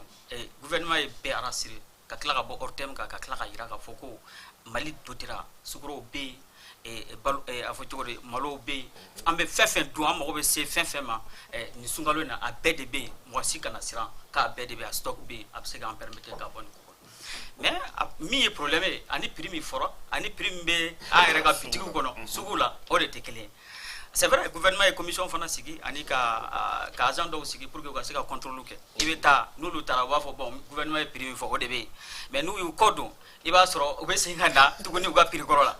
donc je crois que vraiment nin ye maliyɛn jugu ye an sera waati la nin ye waati ye ka min ye sunkalo ye parce que sunkalo fana nana mɔgɔ ka hinɛ ɲɔgɔn na an ka hinɛ ɲɔgɔn na i ka se ka dɔ ka degun dɔn sunkalo kɔrɔ yɛrɛ a fanba bɛɛ o de pour que e yɛrɛ min wari bɛ e min kun i k'a dɔn k'a fɔ ko dɔ bɛ yen a tɛ dumuni kɛ waati min ka d'a ye a tɛ ji min waati min ka d'a ye a dɔw yɛrɛ bɛ tile kɔnɔ u bɛ dumuni kɛ sen kelen dɔrɔn de olu bɛ se ka nɔgɔya sɔrɔ cogo min na an ka hinɛw la an yɛrɛ k'a dɔn ko kɔngɔ bɛ mɔgɔ dɔw la anw bɛ dumuni sɔrɔ ka dun cogo min na jamana bɛɛ tɛ ten donc c'est pour dire que ni nɔgɔya waati de don an kan ka nɔgɔya de kɛ mais dɔw b'a profiter o fana waati de fɛ tuguni ka wari ɲini hali glace ka wari ɲini o yɛrɛ tunnen don a tɛ ka sɔrɔ a tɛ sɔrɔ ouais ne yɛrɛ min bɛ fɔ jalakɔrɔji fan fɛ an cɛ an yɛrɛ b'a ka ɲini de an non a tɛ ka sɔrɔ ka daminɛ non i tɛ k'a ye a yeli yɛrɛ problème parce que a tɛ yen bon et courant énergie ye programme bɔ a fɔra ko a bɛ di par séquence ani a bɛ di par quartier ou par zone u yɛrɛ y'a fɔ malheureusement a dɔw yɛrɛ a bɛ na retard la a bɛ tigɛ ne yɛrɛ bɔtɔ sisan a tigɛra fo siyɛn 5 bon ka fara o bɛɛ kan ka fara commerçant fana ka bon commerçant dɔw bɛ yen an b'a fɔ ten minnu ka wala bɛɛ tɛ minnu ŋaniya minnu bɛ fɛ ka a profiter nin waati fɛ ka wari ɲini ka u poste fa maliyɛnw yɛrɛ kɔ kan o de ye problème yɛrɛ donc ka min yɛrɛ si yɛrɛ sincèrement min yɛrɛ bɛ digi mɔgɔw la o de k'a fɔ gouvernement k'a fɔ ko nin don u b'u kɔsini a bɛ kɛ fɛn wɛrɛ donc an b'a ɲini maliyɛn fɛ franchement u k'u jija fɛn fɛn bɛ nin kɔnɔ u ka bɔ nin kɔnɔ u ka maliyɛnw ka gɛlɛya lajɛ u ka maliyɛnw ka sɛgɛn lajɛ an bɛ situation min kɔnɔ u k'o lajɛ u ka ɲɛ maliyɛnw ma minnu bɛ sɛgɛn kɔnɔ u ka prix nɔgɔya bɛɛ ye gouvernement ye prix min fɔ a ka kɛ o cogo la an b'a fɔ gouvernement fana ka jɔ i jɔyɔrɔ la a ka jɔ i jɔyɔrɔ la pression ka caya contrôle ka caya pour que au moins prix min fɔra bɛɛ bɛ se k'o respecter cogo min na. Ayiwa Ali oui an ye sunkalo daminɛ ye minisiri min yɛrɛ bɛ jago ko kunna a bɔra sunkalo yɛrɛ don fɔlɔ ntɛnɛn ka maaw hakili sigi ka butigiw ni fɛnw yira nka n'olu y'u kɔ don an bɛ min ye o ye k'a fɔ o sɔngɔw tɛ sɔrɔ walima o bitigi kelen kɔnɔna na a tɛ sɔrɔ o sɔngɔ kelen olu ye sɔngɔ min fɔ o la est-ce que fɛɛrɛ man ka sigi bi ka yɛlɛmali kɛ baara kɛcogo la ani ko kɔlɔsili la. Effectivement Kasim an bɛɛ bɛ dɔn kelen kɔnɔna de la quoi. Effectivement n'i y'a jate minɛ minisiri bɔra k'a kuma k'a fɔ ko sukaro kan ka sɔngɔ kan ka jigi mais à notre grande surprise depuis a fɔra ko sunkalo ye lundi déjà le vendredi avant le lundi i b'a jate minɛ boutigiw kɔnɔna la sukaro commencé la ka manquer moi ça m'a beaucoup même surpris quoi. C'est vrai. Ne yɛrɛ taara n ko n bɛ taa sukaro san k'a fɔ ko n bɛ taa di mais ne donna boutique kan ko courant nana an bɛna lajɛ n'an bɛ se ka yɛlɛma courant kan parce que o lafiya ka bon ni nin ye kosɛbɛ an bɛ miniti damadɔ di mɔgɔw ma ou bien fala ye an bɛ se k'a to a kan ou bien an b'a kɛ cogo di. Awa an ka continuer. Ok. An ka continuer. Voilà. Maintenant an balila ka ye sukaro prix grimper la cogoya na sugu dɔ la moi même ça m'a surpris quoi. Ne ko mais n ko anw tɛ Mali kelen in kɔnɔ dɛ. Tout a été dit lisi yɛrɛ bɔra boutique min na sukaro kan ka sɔrɔ yen. Oui a bɛ fan bɛɛ quartier bɛɛ ta identifié le don mais an bɛ sɔn bi n'anw balila ka ye sukaro prix bɛ ka yɛlɛ il faut que an ka commerçants bon ne tɛna je vais pas trop parler des autorités quoi k'a fɔ ka suivi kɛ faut que commerçants ka dɔn k'a fɔ u dɔ de y'anw ye quoi an bɛɛ ye kelen de ye quoi mais n'i ye commerçants fana ɲininka parce que hier moi j'ai échangé avec un commerçant qui me dit que ko sɔnni k'a fɔ olu min tɔgɔ bɛ lisi la sɔnni k'a fɔ ko fɛn kana d'olu ma sukaro kana d'olu ma barama ko commerçant wɔɔrɔw de taara sukaro in bɛɛ san o de bɛ se ka kɛ cogo di sa o de bali bɛ ne yɛrɛ la c'est à dire tɔgɔ de don olu voilà olu tɔgɔ bɛ lisi la mais sukaro ma di se olu ma fɔlɔ quoi parce que apparemment a ko ma ko fɛn ɲɔgɔnna de la ka kɛ a tɛ ka wagati la mais o y'a sɔrɔ a tɛ ka mɔgɔw nana ni sukaro kana sukaro bila boutique da yɛrɛ la et puis ka tila ka wari yɛrɛ d'u ma fana hali ni sukaro manki bɛ a bɛ se ka taa san cogoya min na pour que kɔfɛ a bɛ se ka wari in sara cogoya na sugu dɔ la dɔɔni dɔɔni cogoya min na o bɛɛ ka fisa mais k'a fɔ ko sukaro bɛ yen anw b'a ye k'a fɔ minisiri kuturu yɛrɛ ka bɔ k'a fɔ sukaro bɛ yen ka tila anw ka tila ka taga an bɛ taa boutique la n'i yɛrɛ taara boutique la waati dɔ k'i bɛ taa sukaro san u b'i lajɛ de fɔlɔ k'a jate minɛ est ce que nin tɛ contrôle kɛla dɔ ye fɔlɔ donc n'u y'a jate minɛ voilà ka ye u bɛ jate minɛ fɔlɔ n'u y'a ye e tɛ contrôle kɛla ye komi i yɛrɛ tun bɛ ka terme min fɔ sisan terme dɔw b'u bolo n'u y'a ye u tɛ da dɔrɔn u b'a fɔ non ko bon ko nin t'an ka mɔgɔ ye donc directement u b'a feere nin ma soit u b'a fɔ ko a ko nin y'an ka mɔgɔ ye directement u b'a fɔ ko k'a man ka feere nin ma moi je pense que jamana in sela yɔrɔ dɔ la sisan autorités bɛ k'u seko kɛ parce que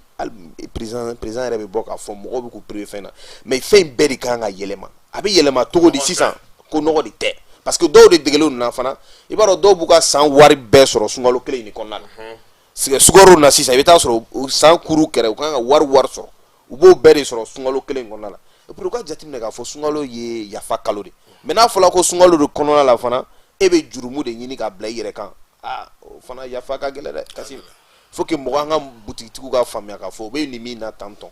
u k'a ɲini k'a dabila ni wari in tɛ fɛn ya mɔgɔw ye quoi c'est à dire u ka dɔn k'a fɔ mɔgɔw bɛ gɛlɛya de kɔnɔbila la bi maliyɛn tɛ yen min tɛ gɛlɛya kɔnɔ bi maliyɛn tɔɔrɔ de fo ka se niveau dɔ la bi gɛlɛya c'est à dire hali dumuni ɲuman wagati dɔ les hommes ont des problèmes ka sɔrɔ donc n'an ma ɲa ɲɔgɔn ma nin wagati in kɔnɔna la a bɛ gɛlɛya dɛ o ye ne ka kuma yɔrɔ la. ayiwa an ye faamuyali kɛ o la n'o ye sunkalo ko ye an ka babu filanan o bɛ tali kɛ tɔn minnu bɛ ka ci bi gouvernement yɛrɛ bɛ ka laɲini kɛ ka tɔnw ci anw ye jateminɛ min kɛ observatoire n'o ye jɛkulu ye ale bɛ kalata kɔlɔsiliw kɛ fasodenw ka tɔn jɛkulu don kɛnyɛrɛye don ale cira min ye gouvernement ye a ye décision ta k'o ci conseil des ministres la o kɔfɛ Imam Mahmoud Diko ka tɔn n'o ye semasi ye o fana nana ci yanni o fana cɛ Kawural a fɔra k'o fana cira kunun surɔ ko IM cira aw minnu yɛrɛ bɛ bɛrɛbɛrɛli ko hukumu kɔnɔ n'o ye parti politique ye nin tɔnw ciliw ani gouvernement bɛ ka waleya a fɔ kun minnu na ko u cira aw yɛrɛ miirina ye jumɛn ye o la an b'a daminɛ la Gino. Bon a bɛ mɔgɔw a b'an lasiran a b'an lasiran ka da bɛɛ b'a dɔn Mali la association bɛ créé cogo min na bɛɛ b'a dɔn ministère de l'administration territoriale ale de bɛ récépissé di association bɛɛ fana ka objectif n'u ka mission ni a bɛɛ de dɔnnen don i bɛ récépissé bɛ d'i ma i bɛ na ni i ka statut règlement intérieur ye i bɛ na n'i ka PV aw bɛnna fɛn fɛn kan ani aw ka objectif ni aw ka mission o bɛɛ de bɛ k'a kɔnɔ maintenant n'a bɛ ka sɔrɔ k'a fɔ ko association bɛ yen minnu bɛ ka bɔ o hukumu kɔnɔna na Mali ye sariya jamana de an b'a fɔ sariya kan ka appliquer maintenant sariya kan ka appliquer mais an b'a ɲini autorités fana fɛ parce que i ye semasi ta fɔ i ye Kawural ta fɔ n'i y'a dan ne ma ne b'a fɔ de ko yanni nin ka kɛ ninnu kan ka wele de n'i y'a dan ne ma ne hakilina na u kan ka wele ka kangari d'aw ye u kan ka wele ni sanction min bɛ yen ka sanction ta ka u sɛgɛrɛ pour que au moins an ka se ka bɔ nin kɔnɔ parce que tout le monde sait que la liberté d'association au Mali ça a été chèrement acquis en 91 a kɛra dɔw yɛrɛ u ni di Kassim nin kama pour que bi an ka se ka liberté d'association ka créer maintenant ni bi dan garibi ka se o fana ma cogoya dɔ la ni an hakilina na vraiment an kan ka wuli ka fɛngɛ donc an b'a ɲini gouvernement fɛ n'i y'a to ne yɛrɛ ma ne b'a fɔ gouvernement ka kuma o fɛ ka kangari dɔ ye ka avertissement mais est-ce que e yɛrɛ bolo ka kɛ ni semasi ta ye comme semasi yɛrɛ ɲɛmɔgɔ ko k'u bɛna wuli ka jɔ kɛ sariya la ko k'a laɲini kɛ semasi jalakilen don mun na est-ce que e yɛrɛ bolo u jo b'a la wa. bon Mali ye jamana sariya jamana de an b'a fɔ de ko n'u hakilila n'u ye min kɛra u la n'u tɛ tiɲɛ parce que an bɛ sariya jamana kɔnɔ il y a des autorités judiciaires il y a des institutions bien sûr judiciaires il faut saisir ne kɔni hakilina franchement bi an bɛ jamana an bɛ ministère fana ministre min ye le ministre de l'administration territoriale a fana ye sariya de ta la loi de 2004 relative bien sûr aux associations en République du Mali a y'i appuyer o de kan. a kɔni bɛ kuma kelen fɔ a kɔnɔ n'a y'o ta association dɔw kan o bɛɛ bɛ ci ko minnu b'u ka tɔn baara kɛ ka rapport kɛ ka taa n'a ye. Mali la association joli de bɛ yen association joli de bɛ yen min bɛ rapport kɛ a ka gɛlɛn dɛ donc an b'a ɲini fɛ an bɛ sariya jamana de kɔnɔ an b'a ɲini fɛ n'o y'a sɔrɔ ni ministre ye min kɛ n'o y'a sɔrɔ ni administration ye min kɛ puisque c'est une décision administrative olu fana voix b'u bolo ka u ka requête déposer ou bien k'u ka demande kɛ semasi voilà donc ka lajɛ voilà an dalen bɛ an ka tribunaux la an dalen bɛ an ka magistrats la an ye jamana sariya jamana ye. Bon AM ta franchement c'est là où vraiment on va vraiment féliciter le gouvernement sincèrement parce que ne yɛrɛ hakili b'a la k'an to étudiant waati la a gɛlɛyara a waati dɔ la an ka bourse ta fɔlɔ ne yɛrɛ solila k'an to préliminaire la n solila parce que an ye Bagasika de an ye bourse de an bɔra donc an jigin kelen kun ye an ka bourse de ne yɛrɛ don fɔlɔ min ne taara o bɛnna 6 heures ma ne taara ne y'a sɔrɔ cɛ dɔw sira yen o dugusɛ ne tilenna yen ne m'a sɔrɔ o dugusajɛ Kassim ne fana ye n ka dɛbɛ ne kuru ka taa n da ENA centrale la depuis 4 heures ne yɛrɛ tatɔ fari yɛrɛ kun tɛ ne na policiers ye n minɛ ne y'a f'u ɲɛna an bɔra fo yan fɛ ne bɛ ka taa an ka bourse la ka deli kɛ pour que ka an to yen ka taa aran ta ka si yen mɔgɔ min kun bɛ ne ɲɛ o don a tɛ tɛmɛ mɔgɔ 15 kan mais ka tila ka tilen yen ka si yen ka tilen yen ne ma n ka bourse sɔrɔ mɔgɔ 15 dɔrɔn de kun bɛ ne ɲɛ voilà ne yɛrɛ kun nisɔndiyalen ko bi kɔni ne bɛ n ka bourse sɔrɔ mais sɔɔni u bɛna dɔ jɔ i ɲɛ ka gorobara sigi ni i ko k'i bɛ kuma u b'u ɲɛ bɔ i yɛrɛ b'a dɔn min bɛ yen e tɛ se ka kuma donc a ye min franchement u ka objectif bɔra a kɔnɔ u ka objectif dɔ de jumɛn ka au moins ka étudiants ni élèves ka hakɛw k'o défend ka essayer ka u don condition la pour que u bɛ se ka kalan kɛ cogo min na bon je crois que vraiment on est sorti dans ça u donna commerce de la a kɛra wari ɲini yɔrɔ ye a parking gestion de maa i ka bourse sɔrɔ cogo min na ne ko o san na ne ye tile 3 de kɛ Kassim ENA centrale kuru kɔnɔ tile 3 pour que ne ka se ka n ka bourse sɔrɔ parce que transport yɛrɛ tɛ ne bolo pour que ka taa école la c'est un problème donc j'étais obligé de rester là-bas Ka pour to que yen. ka se ka n ka buru sɔrɔ parce que a dɔw fana na minnu bɛ ka minnu u bɛ minnu bila i ɲɛ jumɛn de don il a fallu que i bɛ au moins i ka se ka 25 000 di ou bien i ka 10 000 di pour que u ka se ka e pousser ka bɔ yen ka mɔgɔ wɛrɛ don ou bien ka mɔgɔ wɛrɛ pousser ka dɔn k'e don Donc n'i ye e nana dɔ di n'i ye dɔ di i bɛ bila ɲɛfɛ n'i ma dɔ di i bɛ to i bɛ kɛnɛma to kɔ- donc à dɔw yɛrɛ la u bɛ violence yɛrɛ non c'était un espace de violence sincèrement parce que nous avons tous vécu fɛn fɛn bɛ k'an lamɛn su in na u b'a dɔn k'a fɔ ko ne bɛ ka kuma min fɔ nkalon kuma tɛ fɛn fɛn passera Mali facilité fɛ u b'a dɔn u ye gɛlɛya min kɛ ka daminɛ surtout en tout cas yanni a fɔ cogo di banque ko ka don a la ka daminɛ peut-être 2015 Sisan a kɛra 14 banque ka ye. jigin ka taa fɔ 2010 ka taa tɔ ninnu la u b'a dɔn min bɛ parce que banque ko nana après à partir de 2011 bɛɛ ta bɛ bila ou bien compte, 2000 i ka voilà compte kɔnɔ. 2010 là donc o la gɛlɛya dɔ bɔra gɛlɛya la donc c'est ka yira la k'a fɔ franchement a problème ba de don Donc AEM ta diyara e ye. o dɔrɔn tɛ ne yɛrɛ bɛ école kunna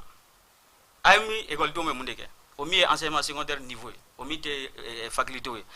ni école wulila u bɛ lettre sɛbɛn i b'a sɔrɔ groupe kelen kelen tile kɔnɔ école kɔnɔ u bɛ na fɔ groupe 5 a fɛn fɛn bɛ na u b'a fɔ k'u nana partenariat la parce que généralement comme vous le savez Partenariat cogo di. a dɔw la i b'a dɔn k'a fɔ ko école privée u tɛ mankan fɛ kalan bɛ se ka kɛ ɲuman na cogo min na ba ka sigi olu tɛ fɛ au moins AEM ka sigi parce que bɛɛ dɔnna AEM bɛ na ni min ye école la a dɔw la u bɛ mɔgɔw bali ka cours kɛ a dɔw la u bɛ mankan ci don o don a dɔw la u bɛ file fiyɛ fu dɔw la u bɛ bɔ fu la ka sɔrɔ kun yɛrɛ t'u ka bɔli la donc pour éviter tout ça là généralement les écoles les plus sérieuses u b'a lajɛ au moins ka a partenariat ou bien ka fɛn dɔ O ye partenariat sugu jumɛn. pour que au moins Bilatéral wa? voilà bon donc pour que au Ah, moins parce que kino an bɛ fɛ maintenant k'a faamu olu de fana dɛ. ye tellement u ye nin faamu u bɛ mun de kɛ donc u b'u fara ɲɔgɔn kan u fana y'o sɔrɔ de ka kɛ wari sɔrɔ sira ye donc u bɛ mun de kɛ bɛɛ bɛ taa ka taa a partenaire accord dɔ fɛngɛ i yɛrɛ ye k'a kɛ i n'a fɔ k'a ko coordinateur tɔgɔ la ka taa n'a papier école la ko bon anw nana bon anw bɛ fɛ vraiment bon a ka lajɛ a ka comité sigi aw fɛ yen comme aw tɛ fɛ comité ka sigi aw fɛ yen maintenant aw b'a lajɛ a bɛ négocier donc c'est devenu un harcèlement ils promènent toute la journée ils promènent dans les écoles privées pour venir dire que non an bɛ fɛ ka na comité sigi bon n'a t'o hukumu kɔnɔ na an b'a lajɛ an bɛ se ka baara kɛ cogo min na donc tout ça là franchement ni des années de pratique comme ça donc ka o fara kan difficulté minnu bɛ tuguni cantine gestion na difficulté min bɛ ka fara parking gestion na difficulté min bɛ bourse niveau la difficulté min bɛ a dɔw yɛrɛ la u yɛrɛ bɛ don namara la ka mɔgɔw dɔw inscrit ka sɔrɔ hali diplôme yɛrɛ t'u bolo u b'o bɛɛ kɛ a dɔw yɛrɛ la hali administration yɛrɛ bɛ siran u ɲɛ donc je crois que franchement bi u ka dissolution moi à mon avis hein, c'est non événement. D'ailleurs, au contraire, je félicite le gouvernement franchement d'avoir pris une décision aussi courageuse pour pouvoir dissoudre l'AEM, mais de trouver une alternative parce que olu fana étudiants de élèves de don u ka droit u ka hakɛ bɛ u fana ka se k'u défendre pour que u ka hakɛ n'u ka droit a kana se ka naga donc il faut trouver des dissolutions par rapport à ça. Tɔn cili ko la. Kassim ba. Waati Kawural tun bɛ aw ka jɛkulu la. Effectivement. O cira semence fana tun b'a aw la. n'u bolo ɲɔgɔn bolo olu fana ci cira. Effectivement. Bon observatoire kɔni o ye fɛnw ye olu ye Sango ka structure. AEM o de y'a naaninan ye. Effectivement. Et regroupement cili la b'a dɔn mɔgɔw hakilinaw tɛ kelen ye Kassim. N co-débatteur Guino bɔla ka kuma dɔ fɔ sisan. Ale ko c'est-à-dire association n'i y'a jateminɛ ale yɛrɛ ko k'a b'a yɛrɛ glorifie a bɛ nisɔndiya ni association cilen n'o ye AEM ye n'i y'a jateminɛ c'est parmi ces regroupements o kelen de hakilila o sɔrɔla gɛlɛya de kɔnɔna la bon n'i y'a jateminɛ regroupement tɔn observatoire ni semence ni Kawural olu si ma sɔrɔ gɛlɛya kɔnɔna la. 91 kɛlɛkɛbaa t'olu ye. n'i y'a association jateminɛ AEM yɛrɛ ye fɛn ye mɔgɔ caman t'a faamuya la bilen quoi c'est-à-dire AEM créé la mun de kama mɔgɔw k'o ɲini k'o de dɔn o de ka fisa moi aujourd'hui ne t'a fɔ n ko a cili jala ou a ma diya n ye mais cicogoya de tun b'a la quoi i ne ɲininka moi je pense pas si a cili bɛ se ka kɛ solution ye ko solution bɛ na ni bɛn fana ye k'a fɔ an bɛ ka autorité hakili bɛ bɛn min na école ko hokum kɔnɔna la moi je pense que kun kan k'a ɲini ka réforme les acteurs des anciens de l'AEM. Il y a déjà un cercle là c'est des réflexions de donc anciens AEM caman bɛ ɲɔgɔn sɔrɔ min kɔnɔna la ils réfléchissent sur beaucoup de choses. Moi je pensais que pour un début quand transition d'abord est là u tun y'an wele o baara dɔw la ne yɛrɛ tun b'o commission na anw de renouvellement kɛ Kulikoro ni ne tala Kulikoro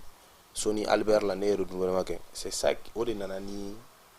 Sirima yɛrɛ ségrégé à coordinateur kɔnɔna la a don ni y'a jateminɛ Mohamed Lamine Babiou ni fɛn Operiberto olu de tun bɛ a ko ɲɛfɛ je pense que a kɛla mankanba dɔ de ci la fɔlɔ donc u sera ka accalmie la nati mais autorité y'u olu to en plein vol k'olu bila ka continuer ni écoledenw yɛrɛ bon i b'a dɔn ko juguma sɔrɔla o yɔrɔ de fɛ sinon o tun ye solution sɔrɔ problème na yɛrɛ mais k'a fɔ ko mɔgɔ bi glorifier ni IM dissolu ye bi moi je pense que il faut chercher a faut ka kɛ n'a ka degun yɛrɛ ouais n y'o de f'a ɲɛna n bɛ k'o de f'a ɲɛna parce que ale ye fɛn o fɛn fɔ tan regroupement fɛn o fɛn fɔ tan ni si ma créer degun kɔnɔna la IM de créer la degun kɔnɔna la mais est-ce que IM in b'an bolo bi n bɛ k'o de fɔ n ka kuma b'o yɔrɔ la o IM tununna mais o t'a yira k'a fɔ c'est à dire le label IM na c'est pas aux dissolution moi c'est moi je pense qu'il faut chercher une solution réforme bɛ se ka kɛ comme exemple me dit ma sisan on est au Poro ye baara dɔ kɛ 2020 kɔnɔna la fo ka taa Sirima min bɛ kaso la bi ka taa Sirima installé sans problème à la congrès kɛla ka ban sans violence ni rien parce que je pense que ni mankan yɛrɛ saya sɔrɔla min fɛ parce que ko Sirima ka mandat de banna donc mandat banna a banna k'a tɛ renouvellement kɛ donc à opposant il y avait collectif des étudiants olu min tun bɛ sisan olu de ko f'a ka fɛn kɛ maintenant ko non k'ale bɛ forum dɔ de kɛ sur l'AIM les mouvements étudiants ni jamana wɛrɛ écoledenw wele ka na o de tun na bon n'u ko n'o sera ka kɛ donc olu ka hakilina ye min ye a tɛ ɲa donc affrontement nana fuku nana don ni ɲɔgɔn cɛla la je pense que l'AIM ne se limite pas à ces gens là parce que nous de AIM bi tɔgɔcɛn fɛn o fɛn bɛ AIM na n'i y'a jateminɛ ni denmisɛnninw de nana n'a ye. Traoré est-ce qu'a daminɛna ninnu denmisɛnninw tile la. bon parce que a bɛ n'a fɔ san o san bureau fɛn na mɔgɔ kelen bɛ sa. oui mɔgɔ fila bɛ sa. i ye conseil des ministres communiqué yɛrɛ ta k'a lajɛ u y'a rappelé u ye hakililajigi k'a la o. O dɔrɔn tɛ Kasim les états généraux sur l'éducation. je termine. les Maliens ont demandé à dissous. oui Maliens ont fait caman demande moi i b'a dɔn moi je pas dire que je suis pour ou contre mais en tant que forme tun kan ka k'a de la a man ka kɛ tan cogo la IM ka bon ma c'est à dire il faut c'est à dire i b'a dɔn i ye fɛn caman sɔrɔ ko aw démocrate kelenw fana tile la u taara n'a ko ye assemblée la k'u b'a ci dɛ oui mais effectivement a ma ɲa o munna a ma ɲa parce que Cɛbilen Dramé ninnu non mais i b'a dɔn i ye fɛn caman kɛ bi i ye fɛn caman sɔrɔ bi i kana ɲinɛ a kɔfɛ ko IM ka doléance tun b'o la les anciens peuvent m'en témoigner waati y'a sɔrɔ an tɛ IM kɔnɔ mais ancien caman b'a kalama fɔlɔ école ba caman tun tɛ i bɛ lycée Fili Dabo min ye tantɔ ani Masamaka Jabate ni Kanku Musa ni fɛnw c'est dans les revendications de l'IM pour que écoleso ka jɔ olu fɛn i b'a dɔn il faut pas voir toujours la chose de façon négative quoi c'est-à-dire tɔɔrɔ bɛ ko la mais tɔɔrɔ de ka bon bi effectivement mɔgɔ bɛ sa celui qui est décédé aujourd'hui c'est un petit frère de Sigasso. On est tous de Sigasso. Amé do de kala ka hina la ni bamato fon fe benayem konna. Ça dit fagali me ka do ala, c'est pas tout normal. Ma dissolution ka foko mo bi glorifier na et du fon fe fort tanton. J'arrive quoi, Nicolas là, tu vas parler. Et association fon fe fort, c'est des associations qui ont été créées récemment. Les associations est clashité min création be sam ayem du me sam bi sabani ko la bi. Maintenant mi Kaorale effectivement il y a photo amna ministre ya fo aka senga konna conseil des ministres ko mi atolu disula ay semasi ta fo ay Kaoral ta fo ay observatoire ta fo maintenant quitte à ces associations maintenant ni dissolution majawe ou be se ka minke pour que ka agneso au bout de question parce qu'il y a force en tribunal ta be se ka yala comme semasi re ta fo ka ban bon ta do Kaoral mo be ka min là ben c'est dire association normalement démocratie fanga aller association création c'est dire BDB c'est qui association créée mais il a objectif est minier il a baraka cadre ngona ni bolo konna la 600 donc maintenant charia de be boliga maintenant ta do no redo maintenant nous ta la tribunal avec l'état donc on va voir qui a raison ou qui n'a pas raison mais vraiment IM Time a dit Souri c'était chaud il fallait même je pense qu'il y a les aînés il y a les nous Togo qui sont là aujourd'hui qui c'est à dire u bɛ fɛn caman dɔn a ko la u tun c'est à dire quoi ko mana kɛ togo togo quoi an ka sigi an ka ɲɔgɔn lamɛn mais de dissolution en dissolution bon an yɛrɛ b'an yɛrɛ sɔsɔ quoi je pense bien quoi. non n bɛ fɛ ka Ali ka min faamu dɔrɔn min ye association ta ye n y'o de fɔ n ko la liberté d'association a été chèrement acquis en République du Mali. Bɛɛ b'a dɔn dɔw y'o ni yɛrɛ de ti pour que an ka se ka nin sɔrɔ. Maintenant n'an b'o kɔnɔ a bɛ k'a kɛ cogo min na a bɛ mɔgɔ lasira n y'a fɔ n ka kuma kɔnɔna na a bɛ mɔgɔ lasira ka da kun caman kan. Mais ne fana n y'a fɔ tuguni ko min ye association tɔw ye i n'a fɔ CEMAC na fɛnkɛ tɔw an bɛ sariya jamana de kɔnɔ an dalen bɛ an ka autorités la ne y'a fɔ n ka kuma fana. Mais ala ye fana n'a fana ma jɛna a fana bɛ se ka wuli. Voilà, c'est pourquoi j'ai même dit aussi que voilà, j'ai même dit aussi que c'est une décision administrative. Ministre ka décision de don. Donc a bɛ se ka attaquer devant un tribunal. Donc droit b'u bolo ka attaquer n y'o de fɔ. Mais encore une fois ne bɛ fɛ camarade ka min faamu o de k'a fɔ ko bi ni association min yɛrɛ ye AM yɛrɛ an b'a fɔ de bi ko AM créera objectif min kama ani a créera mission min kama ne b'a dɔn kɛmɛ sara o kɛmɛ sara o t'o kɔnɔ bilen pewu. D'accord bi AM t'o kɔnɔ. Voilà bi AM t'o kɔnɔ bilen et an bɛ bi ko de la fana. Violence min bɛ kɛ bi faculté kɔnɔ violence minnu bɛ kɛ université kɔnɔ violence minnu bɛ kɛ lycée la bi franchement AM bɔra o cadre kɔnɔ wa an bɛ tila k'a fɔ tuguni kunu AM de ye nin revendication kɛ e y'a revendication fɛn fɛn fɔ a lycée public construction wo a droit fɛn fɛn kɛra c'était o ye kunu AM de alhamdulilayi an b'o kɔnɔ mais bi AM bɔra o de kɔnɔ mɛnɛ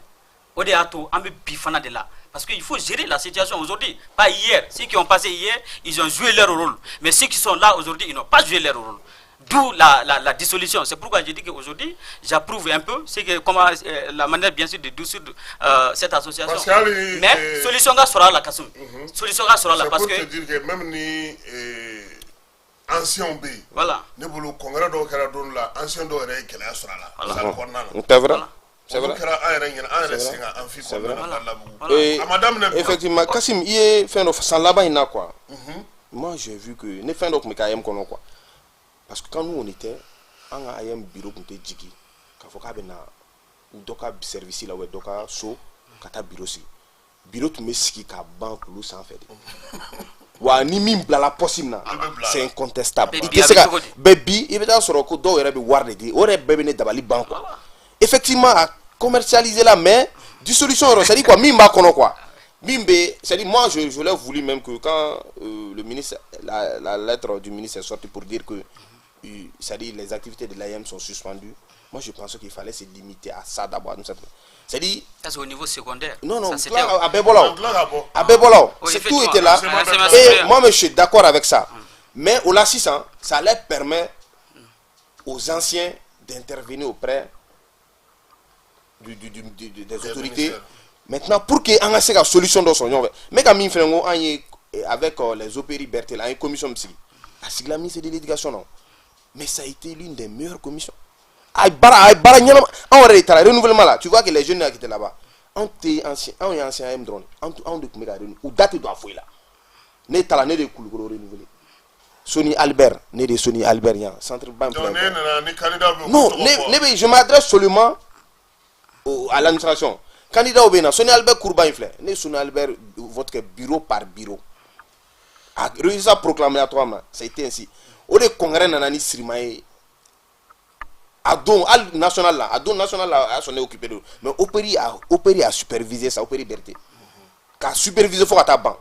et même les autorités nous ont félicité par rapport à ça mais au coffre de ça en tant que fond fin de la cola fali meka mena mais fali école so manga ke marfanta ça c'est inacceptable au manga kéré au manga ke mais il faut na gagner fait encore faut bi éducation. Ce n'est pas seulement à l'école quoi. Non, à l'école. Tout à fait. Voilà. Maintenant, c'est-à-dire on parle du milieu scolaire. Voilà, le milieu scolaire, mais en général, l'éducation, ça commence d'abord en famille, quand on a école. Tout à fait. Ma famille. Donc maintenant, on dit quand on bamba, on deux fonds fait bambolobi, on dit des mayatigoui, on dit moumanso, on a aïroula à fouade. Les armes blanches là, baraka minauté en outui. Mais bidem si peut-être demsen ou rebe yalani feno, demsen fitinou. Basaji da kaso à l'école dont t'es follow. Ibu ye nani nenikano bibuda, fanen banen kano bibuda. Ou ba adressi donc doit, c'est-à-dire la moindre de tchana nemo quoi. Ah yella faut qu'on a 600 fait. Donc on a encore des paliers pour on a sigda qu'on a l'assist. Moi, je pense vraiment. Alors, Guino, est-ce que nin bɛ kan ka tɔnjɛkulu siran wa k'a fɔ ko transition kɔnɔna na ni min farati n'i ma sira ɲuman ta i b'i ka tɔn bɛ se ka ci est ce que a kan ka mɔgɔ siran. A bɛ mɔgɔ siran n y'o de fɔ an ka kuma daminɛ kɔnɔ n k'a bɛ mɔgɔ siran parce que hali ni a ye taa jari hali ni parce que ne bɛ fɛ ka min fɔ a ye min kuma laban in na n bɛ fɛ ka yira k'a fɔ ko a disura c'est vrai mais il faut que gouvernement fana ka décision ta ka a ɲini ka lajɛ ka fɛn wɛrɛ bila place la parce que a fana se ka to ten Mali étudiant ni Mali élève de biw ka ca marifatigi wɛrɛw tɛ a lajɛ ka réforme wɛrɛ kɛ ka réforme kɛ a ko la ka association wɛrɛ ka réfléchir ka association wɛrɛ c'est à dire ka étudiant lasigi ka élève lasigi ka u ɲininka u yɛrɛ ka problème min parce que u yɛrɛ de b'a dɔn u ka problème min ye mun de bɛ ka na ni violence milieu scolaire ni universitaire la États-Unis voilà États-Unis recommandation de kɛ ko k'a dissous u y'o de fɔ maintenant l'alternance c'est quoi mun de solution il faut que u fana ka réfléchir parce que u tɛ se ka bila ten u fana ka u n'u ka droit ka kan u n'u ka a fɔ cogo di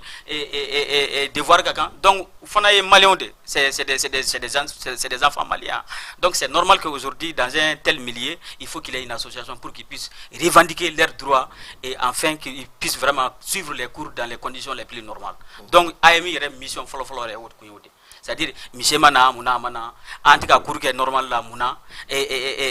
programme tɛ ka bɔ muna parce que aujourd'hui n'i y'a ta san pour que i ka se ka licence dɔrɔn kɛ san 6 de don mais l'âme doit revendiquer ça normalement ka kɛlɛ kan ka basé o de kan e bɛ bila ka taa faculté la pour 3 ans la licence mais i bɛ 6 ans de kɛ chaque année chaque classe 2 ans donc au bɛɛ problème mais on n'est plus dans ça mais c'est pour vous dire que franchement ni situation in na vraiment bi u ka solution ɲini association wɛrɛ ou bien ani ka tɔgɔ wɛrɛ ka lajɛ u ka regroupement wɛrɛ sigi min bɛ se ka Mali écoledenw bɛɛ ka lahala bɛɛ ta en compte pour que vraiment l'éducation normale l'éducation que nous avons connue a ka se ka kɛ normal c'est-à-dire a ka bɔ violence kɔnɔ parce que mun de don bi AM kɔnɔna kɛra de i mɔgɔ min forler de kosɛbɛ i mɔgɔ min ye muscle bɔ e de bɛ kɛ coordinateur ye ou bien e de bɛ kɛ a fɔ cogo di association président donc tout ça là ça peut pas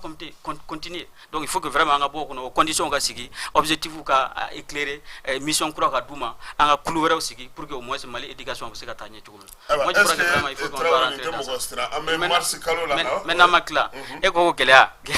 bɛ yen parce que a kan ka mɔgɔ lasira o ye jumɛn n y'a fɔ ko mars 91 a été l'objet pour que au moins la liberté d'association la liberté d'entreprendre et la liberté de dire ce que nous pensons pour que nin ka se ka kana maintenant bi ni an bɛ nin kɔnɔna na de dissolution en dissolution a bɛ dan yɔrɔ min na mɔgɔ si t'a dɔn an b'a ɲini autorités fɛ u ka dialogue de bila ɲɛ u ka mɔgɔw sensibiliser u ka minnu bɛ faute kɔnɔ association minnu bɛ faute kɔnɔ u k'u wele ka kangari d'aw ye ka sanction dɔw ta o ka fisa ni an ka taa directement dissolution en dissolution mɔgɔw degun bɛ mɔgɔw kan a bɛ na ni peut-être fɛn wɛrɛ ye an ma min miiri parce que mɔgɔw bɛ se ka funu mɔgɔw bɛ se ka fɛn wɛrɛ kɛ an ka laɲini t'o bi Mali bɛ gɛlɛya kɔnɔ an kana don kɔnɔ donc an b'a ɲini u fɛ encore une fois u k'a lajɛ a ka basigi pour que an bɛ se ka continuer. ale minɛ dɔ ɲininkali le kila ko an bɛ mars kalo la mars kalo ye kalo belebeleba ye Mali kɔnɔ effectivement ni 91 événement ye i yɛrɛ fɔ sa ye n bɔra ka sɔrɔ la o bɛ mɛn ka surunya o hukumu kelen kɔnɔna na k'a fɔ ko minnu ye kɛlɛ kɛ ka se ka o mars kalo kow sinsin k'olu tɔw bɛ ka ci est-ce que a tɛ mɔgɔ siran. oui évidemment a bɛ mɔgɔ siran mais fɔ mɔgɔw fana ka fɛn dɔ faamuya de Kassim c'est à dire jamana tɛ jɔ ni musalaka ye quoi n'i ma kɛla k'i kɛla jamana jɔla ye ka ban c'est à dire tu prends tous les risques quoi risques c'est à dire quoi i kana miiri k'a fɔ k'i bɛ fɛn hali ni panna dingɛ kelen kan k'a fɔ k'o bɛ se ka problème lase i ma quoi c'est à dire i kan ka sigi ka jate minɛ de e yɛrɛ ye jamana ɲɛmaa ye conseil b'i bolo i b'u wele k'u ɲininka à une heure tardive mais e yɛrɛ fɛ mun de bɛ ka nin kɛ pour qu'il ka solution sɔrɔ peut-être les autres a kana kɛ cicili ye quoi solution an ka sigi mun bɛ se ka kɛ fana mun bɛ se ka kɛ c'est à dire mun bɛ se ka kɛ n'a bɛ résultat positif d'anw ma quoi c'est à dire jamana b'o yɔrɔ de la bi quoi Mali bɛ yɔrɔ min na bi jɔn man ka kɛ mɔgɔ si la quoi o ye ne yɛrɛ ka slogan ye ça c'est pas parce que je suis dans un regroupement malien bɛɛ bɛ se ko dɔ la malien bɛɛ bɛ ko dɔ dɔn c'est à dire i kana jɔ mɔgɔ la quoi an bɛ yɔrɔ min na bi an ka kɛ mɔgɔ lamɛnli ye baara bɛ se ka kɛ cogoya min na ka ɲa jamana tɛ se ka jɔ ka fɔ ko i bɛ na musalaka ni fɛn dɔw la tɔgɔ sugu dɔw la o tɛ quoi autorité bɛ ka baara min kɛ bi moi je pense que dissolution ni fɛn de dissolution en dissolution an t'a dɔn a bɛ laban min na franchement dit moi je suis un soutien à la transition ne bɛ transition soutenir mais k'a fɔ ko mɔgɔw ka regroupement ka dissous dɔw dissous la parce que dɔw ta la u y'a fɔ k'olu bɛ baara wɛrɛ la c'est à dire i b'a sɔrɔ u ka ONG créé don ou bien u ka organisation dɔw de créé dissous la yanni observatoire ni fɛn tɔ caman dissous la ONG dɔ dissous la mais k'olu ka baara tun ye min ye c'est à dire u tun bɛ ka jamanadenw la muruti fan dɔw fɛ u bɛ baara kolonw la qui ne sont pas vraiment logiques à la gestion du pays quoi. Donc u sigalolu la u y'olu dissous bon min dissous la ɲɛ fana u y'olu fana ka kuɲuman na u y'olu dissous u y'o fana sɛbɛn u ka fɛn kɔnɔna la mais ne kɔni bɛ min ɲini dissolution in tɛ se ka kɛ solution fɛngɛ rapide solution fɛn ye quoi c'est à dire an ka sigi ni mɔgɔw bɛ fight mɔgɔw bɛ problème kɔnɔ wagati min na an k'u wele an k'u ɲininka mais aw bɛ nin la aw bɛ ka nin kɛ mun na an b'a averti parce que puis l'investissement il faut que investissement kɛ c'est de façon publique sinon a dissolution laban mɔgɔw b'a bila o kunna ko rancune ko de don parce que ni sigala ne la ne ka mouvement la i bɛ ne dissous ni sigala jami la i bɛna fɔ ko jami datugu de don tile kelen donc an ka bɔ o kɔnɔna la quoi jamana ka jɔ tiɲɛ kan an ka baara kɛ tiɲɛ kan o de ka ɲi.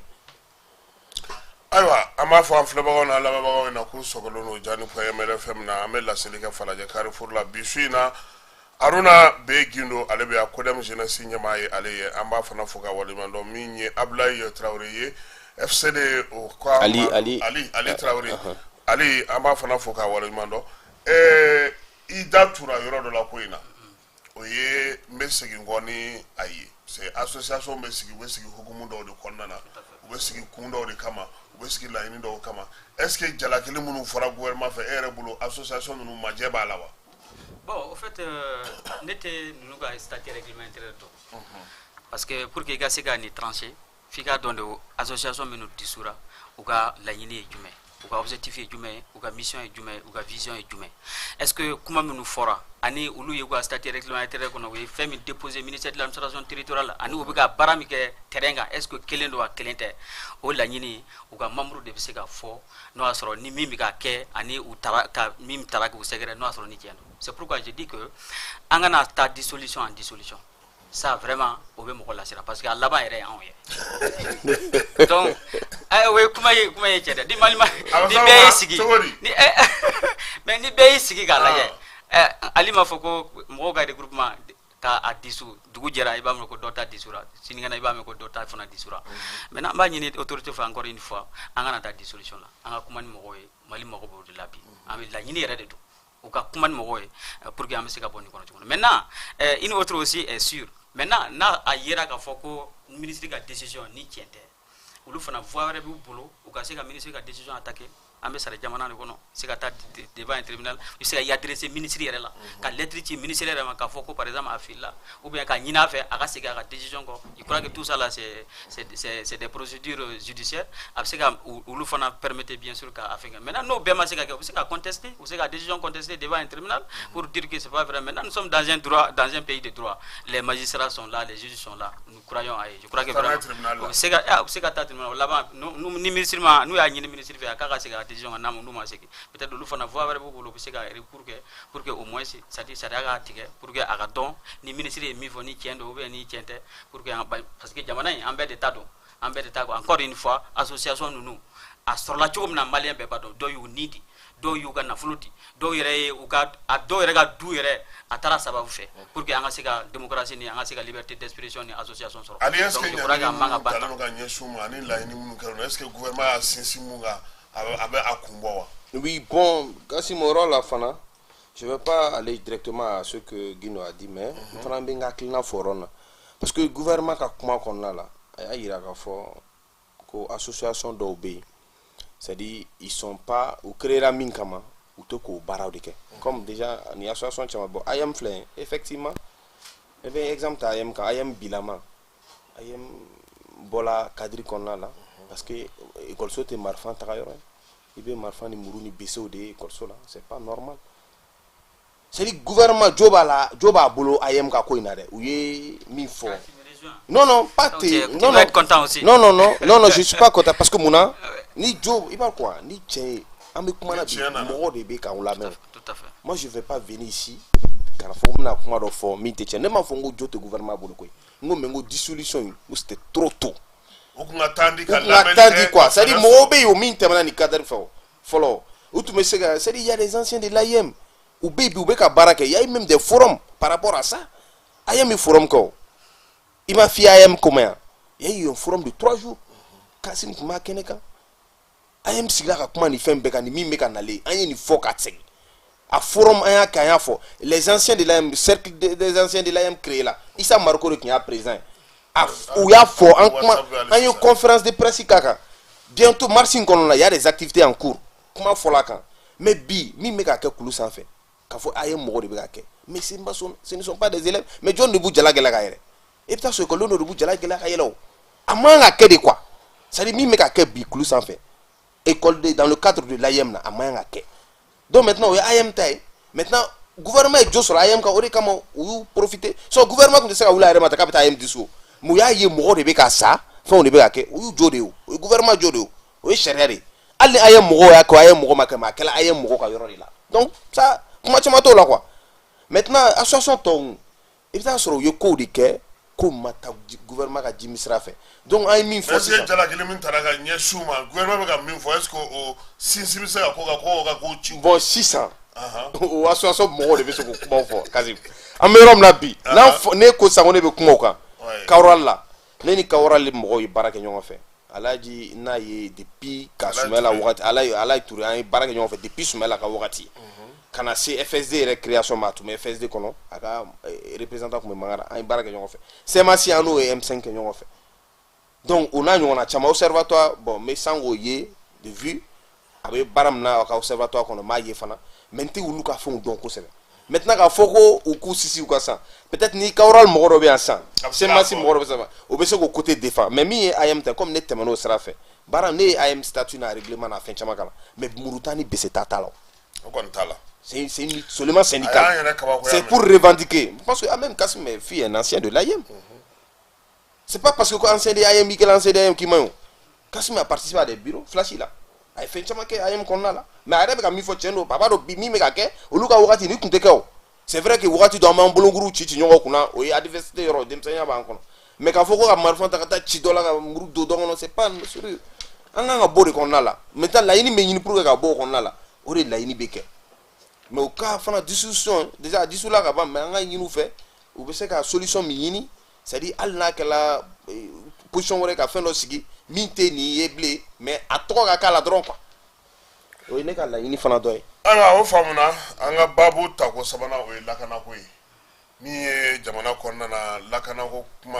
maw ko ni kun wasalalo ala ko sebe na wati laba na me ka ye ka fo kabi jamana koron fela ko ni baraw kera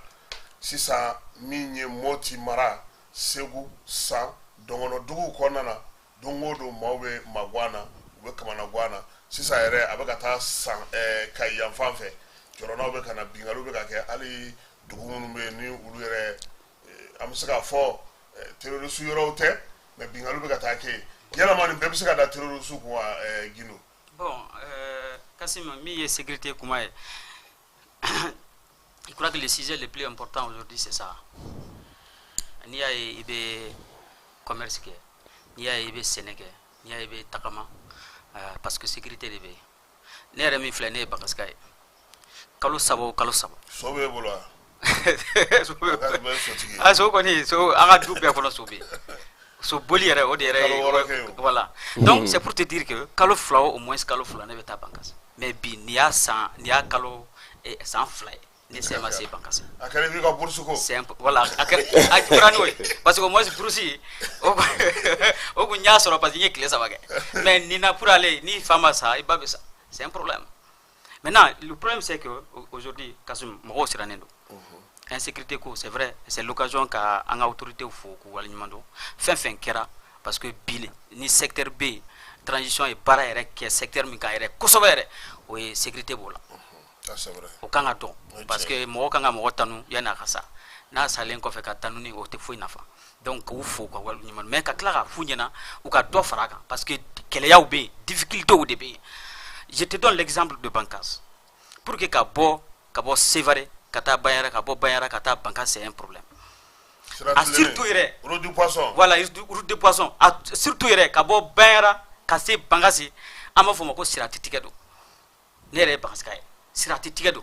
wa a kɛnɛ de bɛ yen ka daminɛ Bangas dun bɛ cɛmancɛ la. Bangas bɛ cɛmancɛ la koro bɛ ɲɛfɛ tuguni. ka daminɛ Sɔgɔbiya ka se Paru o yɔrɔnin na an bɛ yɔrɔ min na bi n bɛ tasi bila se an yɛrɛ balima caman u bɛ bolola bi an t'a dɔn n'u sara u bɛ fɛngɛ u bɛ na ka na jɔ gidɔrɔnda la Paru ni Sɔgɔbiya ni ɲɔgɔn cɛ ka na jɔ gidɔrɔnda la ka kari conduit ka taa n'a ye wo dɔ kɔnɔ mɔgɔ t'a dɔn wo min don ka mɔgɔw enlever a dɔw yɛrɛ la u b'a ɲininka i bɛ bɔ jamana yɔrɔ jumɛn ni Bangasikaw ni Koroka ni i tɛ fɛngɛ kɔnɔ par exemple ni i ka commune tɛ accord kɔnɔ parce que u ye accord imposé bɛɛ la pour que basigi kana u kana mɔgɔw kana u kana aw ka butugu agresser u kana aw ka village agresser fo a ka accord de signer donc u sera ka accord imposé bɛɛ la fɛn fɛn tɛ maintenant accord kɔnɔ i bɛ ni i ka mɔgɔ sɔrɔla bɔ cogo tɛ ye donc bi an yɛrɛ balima minnu yɛrɛ bɛ u bolo mɔgɔ si t'a kɛ don donc vraiment franchement c'est un problème donc au sira tɛ tigɛ yɔrɔ nin Bandiara ni Bangasi cɛ c'est des problèmes waati yɛrɛ dɔ la waati o waati u bɛ na pont kelen min bɛ yen min b'a permettre carré bɛ tɛmɛ u bɛ bombe don a la ka pont yɛrɛ dynamiser pour que mɔgɔ kana se ka tɛmɛ sira wɛrɛ bɛ an b'a fɔ min ma ko route de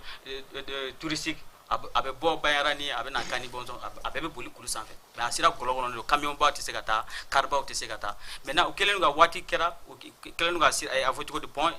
dynamiser u ye pont sauter mɔgɔw bɛ ka bɔ o de fɛ bɛɛ bɛ bɔ motow ni fɛngɛw de la o yɔrɔnin fana u y'a essayer tuguni ka mɔgɔw lasiran parce que u ye bombe dɔ ye a bɛnna ni citerne a fɔ cogo citerne dɔ tɛmɛtɔ ye fɛn a fɔ cogo Ben tɛmɛtɔ Ben sen yɛlɛla kan heureusement a ma mɔgɔ faga mais o kɔfɛ u y'an ka artiste dɔw jeunes u y'u sufɛ 19 heures u bɔra document commune kɔnɔ u bɛ ka taa Bandiara u y'u olu faga donc c'est pour vous dire que aujourd'hui l'insécurité elle est encore grandissante autre encore exemple bi u bɛ mun de kɛ u bɛ taa village de la ka taa mɔgɔw lasiran ka fagaliw kɛ ka marifa ci dugu kɔnɔ ka tila ka mɔgɔw ka bagan gɛn ka taa mɔgɔw tɛ ka sɔrɔ ka sɛnɛ kɛ mɔgɔw tɛ ka sɔrɔ ka commerce kɛ mɔgɔw bɛ ka u ka balo ɲini u baloni kini fitini min bɛ yen o misini kelen min b'i bolo ou bien a saga kelen min b'i bolo u bɛ tila ka na marifa ci dugu kɔnɔ ka mɔgɔw lasira ka dɔw faga ka taa dugutigi fɛ yen ka mɔgɔw fɛ ka tila ka o bɛɛ cɛ ka taa n'a ye mɔgɔ si t'a dɔn a bɛ taa yɔrɔ min na je crois que aujourd'hui il est temps an b'a ɲini encore une fois voilà donc an b'a ɲini gouvernement fɛ a ka lajɛ surtout ka daminɛ Bandiara Bangas Koro ka lajɛ ka au moins ka poste de sécurité sigi sira nin poste de sécurité foyi de tɛ o de bon Danamasago kun kɛlen don ka checkpoint kɛ bon Danamasago association kelen ta a kuma di so wa a yɛrɛ bɛ ka tɔgɔ fɔ non Danamasago o bɛ yen c'est l'occasion aussi ka u fo yan franchement i b'a dɔn ko u bɛ baara la an b'u fo parce que olu yɛrɛ ni olu yɛrɛ jɔyɔrɔ yɛrɛ tɛ se an b'a sɔrɔ yɛrɛ mɔgɔw yɛrɛ tɛmɛli min bɛ yen mɔgɔ fitinin mɔgɔ kelen kelen minnu bɛ sɔrɔ ka tɛmɛ hali bi u kun tɛ tɛmɛ c'est l'occasion vraiment ka Danamasago mɔgɔw fo ka waleɲuman dɔn mais an b'a ɲini nin bɛɛ tɛ an b'a fɔ de ko jamana de ka jɔ i jɔyɔrɔ la parce que ninnu fana tant que ni ninnu fana bɛ yen a fɛn dɔw fana bɛ yen a tɛ ban parce que dɔw fana sɛnnen tɛ olu ye donc pour an bɛɛ de dun Mali an bɛɛ de ta ye an bɛɛ de dun ye jamanaden ye donc an b'a ɲini an ka autorité fɛ ka lajɛ ka par exemple o yɔrɔnin na ka kan dɔ sigi parce que a yɔrɔ dɔnnen don Bandiara ni Bangasi cɛ c'est 75-72 km seulement l'autre côté c'est 35 km seulement quand fitini bɛ se ka jɔ Sɔgɔbiya ni Paru cɛ u bɛ to ka na mɔgɔ enlever yɔrɔ min na pour que u kana bali ka mɔgɔ enlever Sévaré est à quelques 100 mètres seulement 100 km seulement de là-bas drone ni fɛn kuma min bɛ fɔ peut-être drone dɔ bɛ se ka bila yen ne kɔni hakilina na ne tɛ expert ye drone dɔ bɛ se ka bila yen o yɔrɔ nin na pour que au moins mɔgɔ minnu bɛ na mɔgɔ enlever o ka se ka bali je crois que vraiment encore une fois l'insécurité ko et puis c'est grandissant c'est un peu partout n'i y'a ta Moti jamana yɛrɛ bɛ nɔ c'est un peu to ka daminɛ an b'a fɔ min ma zone inondée ni zone exondée ka daminɛ Tenungu Yiwaru Djéné ka taa fɔ ne na c'est un peu la même chose encore ka taa nord la fana c'est la même chose minnu bɛ zone ninnu dɔn k'a yira la ka fɔ franchement baara kɛra mais encore une fois u ka effort doubler an bɛ sunkalo de kɔnɔ pour que mɔgɔw ka se ka sun mɔgɔw ka se ka taa misiri la a dɔw la u bɛ ka mɔgɔw yɛrɛ bali ka taa misiri la ale ɲɛfɔcogo bɛ bingaliw la kuma tɛ minnu kɛra Kangaba fɛn Kure Malew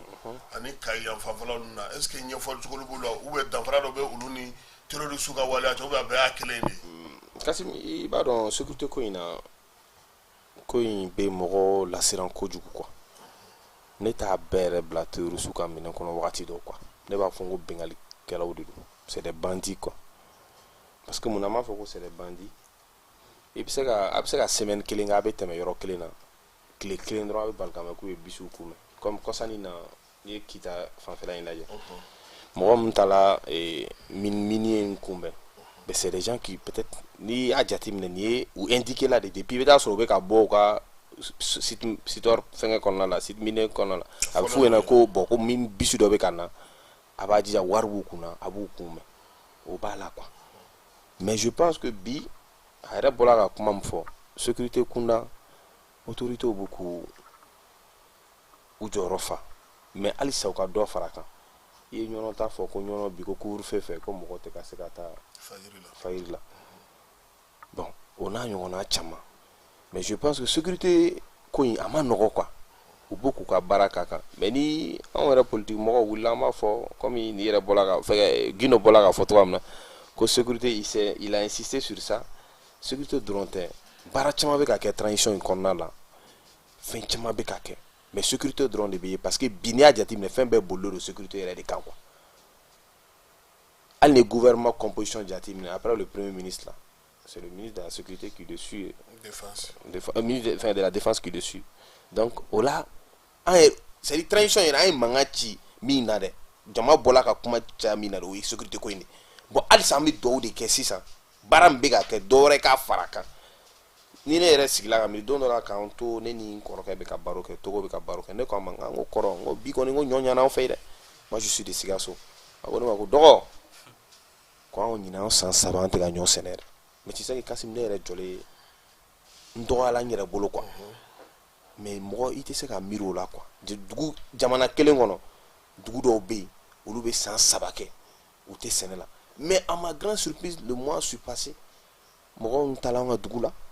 à Sikaso, à Dogoni précisément, dans la commune de Sikaso, dans le cercle de Sikaso, où tu as la Fitri Seli. Oui, Fitri Seli, dans Fitri Seli, ou quoi bon, c'est-à-dire, tu sais que le langage Megabouda, c'est-à-dire, ils ont l'information typique du pays. Quand on a Wagner Moro ou les canards, que Wagner Moro TC ou là, que Wagner Dessera, que Wagner yere Djurou Lero Etala. Tu vois, des Oubeka sensibilisation de population qu'on a. Tout ça, c'est pour révolter le peuple vers eux. Donc, on a mis des gars. Ça, fait que les femmes avaient sécurité quoi, il y a un faut qu'à galère. D'où donc à donc à fort. Nous et moi, au sigalo de moi là, au cas moi la clola son. Nous ma c'est qu'à souffrir fait ça. Ou fait moi be bon quoi. Ou pas ou le va ah, si on a moi au beka doit en du coup du watina. Ça va faciliter la tâche aux militaires. Parce que Jadimina il y a de ces villages qui composent avec ces gens. Quel est banga galola de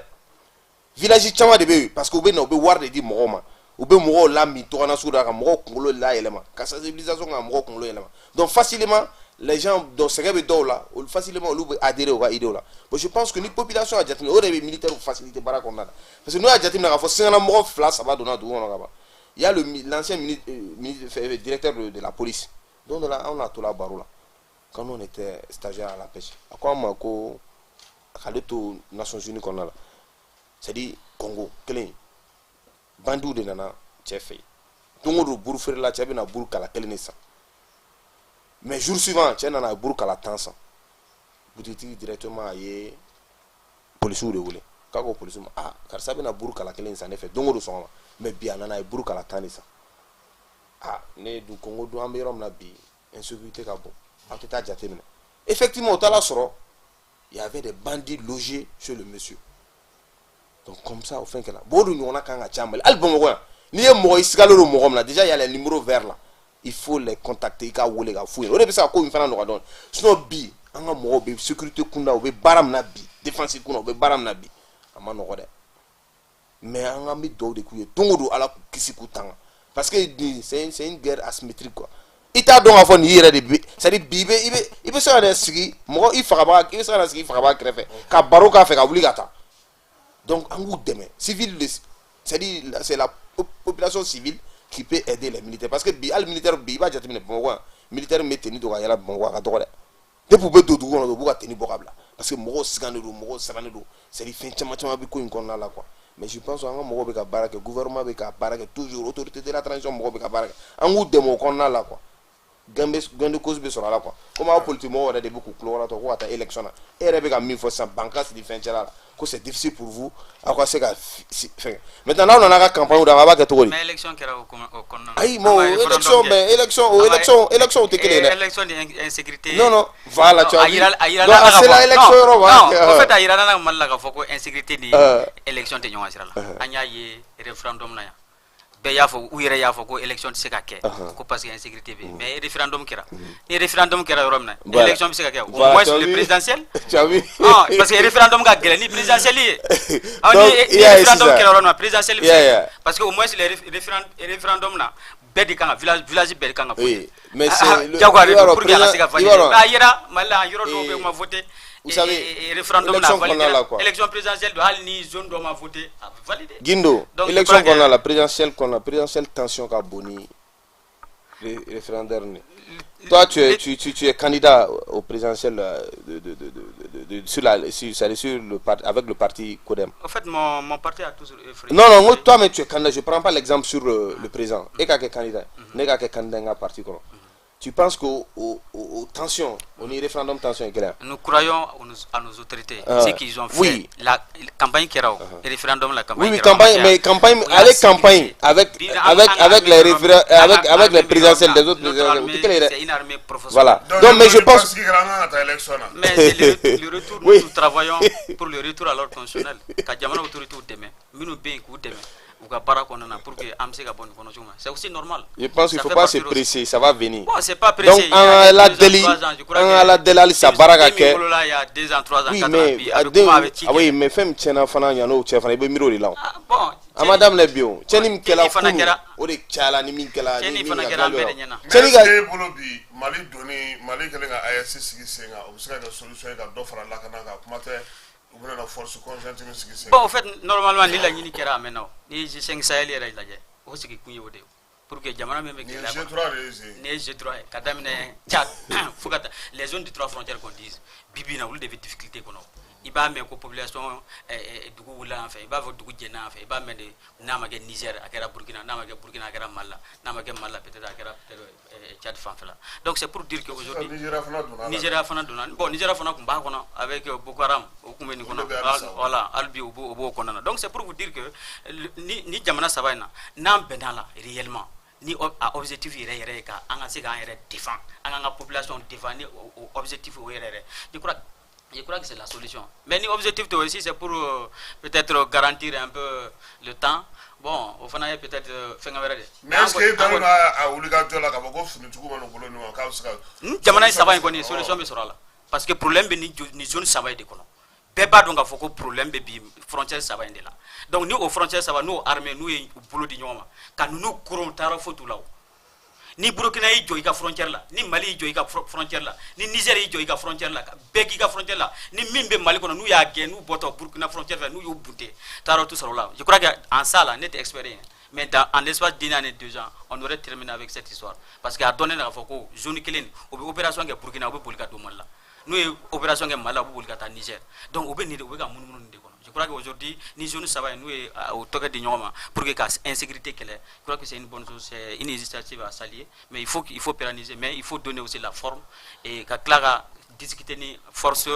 les autres forces parce qu'il faut aussi comprendre qu'aujourd'hui les partis politiques, les associations aujourd'hui en partie au cas où associés. Information qu'a dit. Dialogue du dialogue intermalien. Bon, le dialogue intermalien, bon, en tout cas c'est une bonne chose. Ni Akera Ketchoula. Il faut que depuis maintenant, les jalons d'une bonne base, d'un bon dialogue, il faut qu'on pose. Conditions qu'il faut poser. Pourquoi qu'on l'a mis et pourquoi qu'on ou dit, il y a un dialogue là. Akanake, il faut un dialogue millier pour arroser un peu, comment on dit ça, la transition. Parce que au Kumana, ni mis son an, au lieu de Tara, ni mis nous beaucoup Tala, je crois que maintenant, ni dialogue fana bien. Il faut aussi comprendre qu'il y a un dialogue bien. Entre Mokomi son an et Mokomi son. Dialogue quand on dit. Mais now demande à mon demande nous sonner. Now tra dialogue c'est toujours la même chose. Changement théo. Il faut que dialogue ni dialogue B ni kuma nyonga B avec kede mo mi sona ni mo mi mason a ko ke chokola au lieu de kanga sigi nyonga fait pour que ga son ga ke ka nyonga sama non bon nyonga sama sala nyonga famille oui nyonga de femme ou ta nyonga famille de jamana ye ambede ta parce que ambede ka e bi ni ga intérêt du mene B neti ka soro ga tanga dugula est-ce que ni bi ni insécurité ni ne sécurité bɛ fɛ ka taa banka se bɛ taa koyi ko mun ni Guinée taara ka na mun bɛ dɛsɛ ka taa ka na amon kilo tara cogo min na e t'a dɔn wa ayi e b'a dɔn ne b'a ka dɔn na a ye kɔni taara ale sécurité a taara cogo min na ne bɛ se ka sécurité a i bɛ se ka sécurité kɛ Hein? i bɛ se ka sécurité Bon, c'est ça malien joli bi aujourd'hui parce que pour que i ka se ka taa ni ye autorité mais i ka escorter de mais ni e voyage kɛla e malien lambda e bɛ k'i ka 10 000 bɔ transport ka carte ta jɔn de bɛ e escorter c'est ça le problème voilà donc o de y'a différencier je crois qu'aujourd'hui an bɛ o de kɔnɔ mais an b'a ɲini encore une fois Ali est-ce que AES ye solution ye Bon, AES solution, moi je pense que AES nana au point nommé quoi. Bini a jati mine AES zone de 3 frontières mɔgɔ bɛ min fɔ c'est à dire ni jamana saba de bɛ ɲɔgɔn ko mɛ a yɔrɔ la quoi. Bi AES bɛ yɔrɔ min na bi c'est à dire hali a ka dan mɔgɔ bɛ ka économie ni fɛn min fɔ sécurité déjà hali i ma ye o don chef d'état major ye ɲɔgɔn ye u ka kuma kɔnɔna la u ye min fɔ a bɛ basigi di mɔgɔw ma san damadama ɲina quoi je peux dire même une année an bɛ taa se san laban n'u sera k'u ka force fara ɲɔgɔn kan ka bɛn kuma kelen ma i b'a ye sisan k'o bɛ ɲɛ sigi sécuritairement c'est à dire sécurité kɔni an bɛ bɔ o domaine kɔnɔ a tɛ mɛn yɛrɛ moi je suis sûr et certain donc n'a nana kɛ ko tɔw ye sisan n'i y'a jateminɛ an ni jamana min filɛ bi m'a to c'est à dire Mali ni Burkina ni Niger mɔgɔw bɛ ɲinɛ fɛn dɔ kɔ nin bɛɛ ye jamana kelen ni bɛɛ ye jamana kelen premier ministre Dr Choguel Kokala Maïga bɛ togo de fɔ ko Burkina ko ça veut ko kɔrɔbɔrɔkan de don ko n'i y'a jateminɛ k'a ça veut dire qu'un homme intègre c'est à dire le mot Burkina est venu de là-bas quoi donc n'i y'a jateminɛ ni jamana in n'i ye Burkina ni Niger ta k'a lajɛ i bɛ taa sɔrɔ Nigérien malien min taara Niger Gawo an ka Gawo fanfɛ yɔrɔ mɔgɔw min bɛ taa Niger dan t'a la bon ni anw yɛrɛ Sikaso kaw y'an fɔ ta ka jateminɛ Sikaso ni Burkina c'est la même chose i m'a faamuya n'i taara ka taa jate minɛ fɛn fana la yɔrɔ tɔgɔ Niger ni fɛnkɛ cɛla la Gawo fɛn c'est la même chose donc moi je pense qu'en bɛ yɔrɔ min na bi les trois pays là ils sont venus vraiment pour créer une nouvelle histoire c'est-à-dire dans leur gestion quoi les trois pays là u bɛ ka na fɛn kura de sɛbɛn fɛn kura min na an yɛrɛ bɛ lafiya kɔnɔna la c'est que mɔgɔw bɛ fɛn o fɛn fɔ o bɛɛ ko wɛrɛ maintenant baara de bɛna kɛ sisan baara in kɔnɔna la malien ni Nigérien ni Burkinabé anw bɛɛ ka lafiya de bɛ ɲɔgɔn seulement que u ka se ka kuma u ni ɲɔgɔn cɛla la c'est à dire min bɛ min man ɲi an k'o fɔ an ni ɲɔgɔn cɛla min ka ɲi an k'o ta an kana na kɛ comme toujours fora bɛ kɛ cogoya min na an bɛ n'anw sigi wariw bɛ bɔ ka cɛn G5 Sahel kɛla cogoya min na et de suite an ka b'olu kɔnɔna la quoi a ka kɛ cɛ parce que bi c'est des gens avertis a kunnaja yɔrɔ ye min ye fana c'est des militaires qui gèrent qui sont des présidents de ces pays là et c'est des gens qui connaissent bien les lieux là c'est hali ni politique mɔgɔ bɛ na o kɔfɛ a ka yira la k'a fɔ sira dɔ de yira la i ka t'o sira fɛ i kana bɔ o kɔnɔna la jamanadenw yɛrɛ bɛɛ ɲɛ bɛ u sigilen b'i la u sigilen ɲɛ b'i la donc i k'i jilaja jamana bɛ ka taa sira min kan n'u y'a ba sira min kan i ka t'o sira kan bi an ka jate minɛ fɔlɔ yanni ni fɛnkɛ ka signer les trois pays là fɛn AES ko in ka daminɛ mais fagali min bɛ kɛ trois frontières na dan t'a la mais depuis même les terroristes ont eu peur bi occidentaux yɛrɛ bɛɛ bɛ ka siran ni jamana ni continuer la tan est-ce que qu'est-ce que ça va nous conduire dans le futur donc an ka jilaja an min ye peuple ye AES peuple ye an k'u soutenir an farisogo ni an bɛ se fɛn o fɛn na aw ka sun yɛrɛ a yɛrɛ bɛ baara min na communication sira kan a bɛ se k'u dɛmɛ ni sira sera a k'u dɛmɛ jamana ko dɔrɔn de don. ayiwa mais est-ce que e bolo Sorasi n'a ka marifa o dɔrɔn bɛ ko in ɲɛnabɔ wa. non Sorasi n'a ka marifa dɔrɔn tɛ se ka ko ɲɛnabɔ c'est à dire bɛɛ k'i jɔ i jɔyɔrɔ la quoi. n ye bɔla k'o de f'i ɲɛna sisan e min filɛ sisan e bɛ communication na e y'an wele ka na sigi i ka radio kan anw tɛ Sorasi o ne ye politique mɔgɔ ye Gindo ye politique mɔgɔ ye an bɛɛ nana an bɛ k'an ka hakilina di ainsi de suite olu fɛnw de kan ka développer ka caya fana bon u kan ka mɔgɔw to yen fana k'olu fɛnw de développer ka caya mais bonya ani karama kɔnɔna la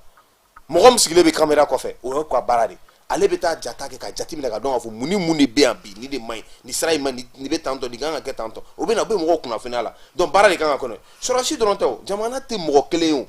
jamana ye bɛɛ de ye jamana gestion fana ye bɛɛ de ye mais bɛɛ k'i jɔ i jɔyɔrɔ la président yɛrɛ bɛ Asimi bɛ to k'o kuma kelen de fɔ ko bɛɛ k'i jɔ i jɔyɔrɔ la ni bɛɛ y'i jɔ i jɔyɔrɔ la sisan jamana bɛ tilen mais n'a fɔra ko dɔ bɛ c'est à dire dɔ tɛ e tɛ min dɔn e bɛ taa fɔ k'i bɛ t'i yɛrɛ bila o la a tɛ ɲɛ o e tɛ enseignant e b'a fɔ k'e bɛ taa classe kɔnɔ ko ka taa école kalan a tɛ ɲɛ o ne tɛ communiquer ne b'a fɔ ko ne bɛ na Kassim sigiyɔrɔ min na o tɛ ɲɛ o donc bɛɛ k'i jɔ i jɔyɔrɔ la mɔgɔ si kana bɔ i jɔyɔrɔ la bɛɛ k'i jɔ i jɔyɔrɔ an ka taa bɛn a bɛ ɲɛnabɔ. ayiwa ko bɛɛ k'i jɔ i jɔyɔrɔ est-ce que jɔyɔrɔ bɛ fasoden na lakanako la wa e yɛrɛ bolo. jɔyɔrɔba de b'a la On a dit que la défense de la patrie était un devoir pour tous.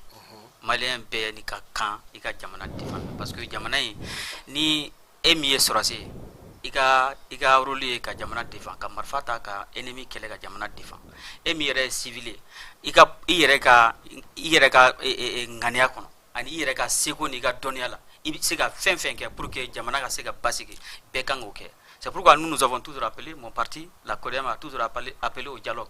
malien ka sigi malien ka kuma mɔgɔw ka lamɛn ni mɔgɔw lamɛnna an ka problème yɛrɛ min an ka sigi an ka kuma n'o kɛra fɛn caman bɛ yen a ka ca ala fɛ an bɛ se ka bɔ a kɔnɔ an ka laɲini o de donc c'est caman na puis bibi na c'est vrai autorités bɛ baara la mais une autre aussi est sûre il faut que aussi de plus en plus les gens soient aussi écoutés. Écoutez les partis politiques, écoutez les associations socio-professionnelles, écoutez les Maliens davantage comme il y a fait comme la baraka ni Maliens ka lañini comme il a fait M5 lañini do donc aujourd'hui moi je pense que bi anganga sigi anga kuma comme dialogue intérêt malien benale direct parce que pitain a fora de ko avec am nyengwen an bɛɛ bɛ sigi de an bɛ kuma mɔgɔ si tɛ don an ni ɲɔgɔn cɛ parce que tɛmɛnen mɔgɔw de bɛ don an ni ɲɔgɔn cɛ karisa kan ka nin fɔ karisa kan ka nin fɔ karisa kan ka nin kɛ karisa kan ka nin i kan ka dɔ bɔ nin na bi an maliyɛn dama de don je crois que c'est l'occasion encore une fois ka bɛɛ wele fɛn fɛn ko vraiment olu hakilina tɛ nin ye fɛn fɛn ko transition tagabolo olu ka hakilina tɛ nin ye kan ka kɛ tan kan ka bɛɛ kan ka wele ka sigi an ka don da kelen fɛ an ka bɔ da kelen fɛ pour que an ka se ka bɔ sira jumɛn na ma taa a baara la mais i ma wele fɛn yɛrɛ labɛnni i yɛrɛ ka ko la wa non i ma wele i yɛrɛ ka fɛn non bi an bɛ yɔrɔ min na e yɛrɛ b'a dɔn i yɛrɛ b'a dɔn k'a fɔ ko jamana in c'est vrai le pays c'est pour nous tous mais il y a des gouvernants c'est eux qui prennent la décision dɔw de bɛ yen min bɛ ka jamana labaara minnu bɛ ka aw ka aya b'a la o bɛ se ka kɛ cogo di k'aw t'a la bon ne bɛ min fɔ aya ka fɛngɛ nin o ye sujet wɛrɛ ye aw wulila dɛ hali o don premier ministre ka parti politique non premier ministre a ye parti politique wele mais est ce que a ye lettre ci mɔgɔ lettre ma ci mais c'est voilà donc e bɛ se ka mɔgɔw wele k'a fɔ ko gafe tɛ yen i ma lettre ci i ma mɔgɔ fɛ k'a fɔ dɔrɔn i b'a ye le ministère de l'administration territoriale qui devrait bɛɛ y'a ye réseau sanfɛ ayi la mais mɔgɔw dɔw ta la non c'est clair bɛɛ y'a ye réseau de sanfɛ dɔw yɛrɛ y'a fɔ ko non k'olu y'a boycotté moi je pense que an ka bɔ olu kɔnɔna la quoi jamana jɔ la bi an bɛ yɔrɔ min na olu welelen jamana jɔ la an bɛ yɔrɔ la sisan n'i taara i ye fɛn min sɔrɔ jamana jɔ la i yɛrɛ ka ayi non mais a kan ka hakili t'o la jamana jɔ la a kan ka hakili t'o la c'est pour vous dire que l'appel du premier ministre là nous les autres là tout comme les autres bɛɛ y'a ye réseau de sanfɛ mais dɔw ta la o bon ni dɔw taara olu fana ka hakilina de don voilà mais jamana c'est jamana jɔ la an bɛ yɔrɔ min na bi an bɛ yɔrɔ min na bi jamana jɔ la kana to k'a fɔ ko i ka wele a bɛɛ la i ni mana dɔ mɛn i ka t'i sen jɔ jamana jɔ don ne bɛ fɛ ka min fɔ jamana in parce que c'était échange entre les partis politiques et le premier ministre bon ça c'est ce que tu as vu o de ne tun bɛ sali kɔnɔ la forme c'est quoi la forme veut que qu'il envoie les lettres ou bien encore des informations. Oui, on avait lettres là. S'il vous plaît, pour que nous avancer. Pour que au moins, quand information dit, corollaire là, si le ministre de l'administration territoriale veut écouter ou encore veut s'entretenir avec les partis politiques, avec les trous de chi, avec contexte fort, avec jour fort, avec thème fort, ou avec fait comment fort. Je crois que c'est comme ça. Nous sommes des organisations. Ni en kanga wele, en kanga da hakilina di, en kanga saisi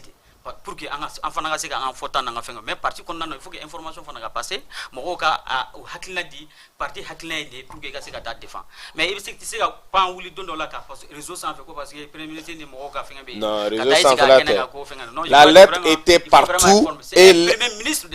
la lettre était partout et tout le monde a vu la lettre d'autres même ont fait des campagnes pour dire que de boycotter ko kana taa. Voilà. C'est ça que moi j'ai pas compris. Ça c'est peut-être ton et puis parti politique il ba wɛrɛ koyi. Ça c'est ton avis. Mais pourquoi ça? C'est il va au mi jamana la quoi. Jamana non jamana jola, mais na fait no fort. Jamana jola bi. Le Mali là a besoin de tous ses fils. Il voulait là, il m'a voulu bio. Amirom la bi. Ce n'est pas un pouvoir, c'est pas un régime politique. Merci. Amirom la bi c'est un régime militaire. Au contraire, mais avec aga chem trop fort. Allez kotano. Allez be jamana jori là. Allez te mokoka allez te la miliko là. Donc je pense que encore une fois, je voulais revenir encore une fois sur les œuvres de la CODEM. Mon parti a toujours œuvré pour le développement, pour la stabilité et la tranquillité des Maliens. Et mon parti a toujours œuvré pour que les Maliens se parlent, que les Maliens discutent de leurs problèmes, que les Maliens arrivent à trouver des solutions. Que ce ne soit pas peut-être des individus entre Donc, nous avons toujours travaillé sur ça. Au delà, il y a un attachement Mali là. Parce qu'il y a un Mali en Kalakate. Mali, on va tomber. On va Mali en difficulté. On y a un on va tailler c'est pour vous dire que Bina Frako, Angana Kuma, na on wele là, Angana Kuma, on sigi avec Kuma parce qu'il y a Mali de difficulté à Kadanya Angabon. Mais les Malikoda, on a tafra non ma wele de. Ça c'est sûr. Faut les Malikote. C'est pour vous dire que Kasum. Non, il y a ni wele bien. Ne comme c'est kana sigi kana nyera matin. Ema ne wele. Non, ni ne t'a tekele o. Ah mais Malikote ema ne wele Kuma Malikola. Ema ne wele. Ne wele bien. Kanga na kuma Mali ko parce que an fait fo Mali ko de do an ko ka insécurité fo an ye a foti ko sungalo ko fo an be ka sécurité nga san donc c'est pour dire que an wele kan joro e mi an na kuma Mali ka se ka fam kuna folite o te an re joro do ya akola mais i en wele do est ce que ne kuma ya ro do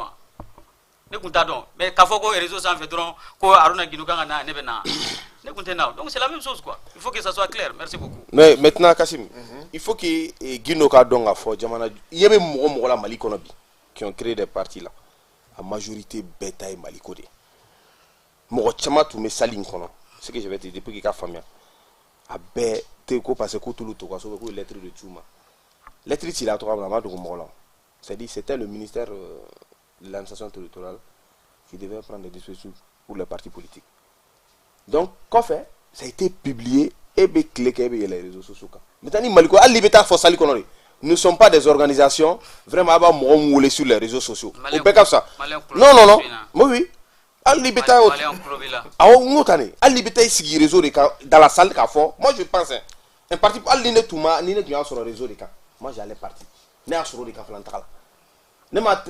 va me faire l'être humain qui n'est pas parti. Voilà, maintenant là, Maliko là, bien meilleur na bi. Maliko là, quand a Djoko ka foko ata di ima, ou ka lettre yini ka ta di ima. A meilleur na bi, tout est crucial. Donc il be wuli di ba yini ka fin. Mais quand a foko parce que état Maliko, be il be mo là ta. Il be fond fait là, il be ka fond fait ta. Kasi bo, fond fait ce encore a beta Maliko de. Parce que mo ga degro de tekele. Non, me fait ga mi. Ma fama, bo a degro de tekele. Me fait ga mi fama. Ka foko premier ministre appelle, c'est le premier ministre de la République du Mali. C'est sérieux. S'il doit rencontrer les organisations socio-professionnelles et les partis politiques, ça doit être formel, mon frère. Ça doit être formel, ça ne doit pas être sur les réseaux sociaux, les appels. Oui, mais on va chercher fort. Ça doit passer sur les réseaux sociaux. C'est pas. Merci, le truc à ni ministre de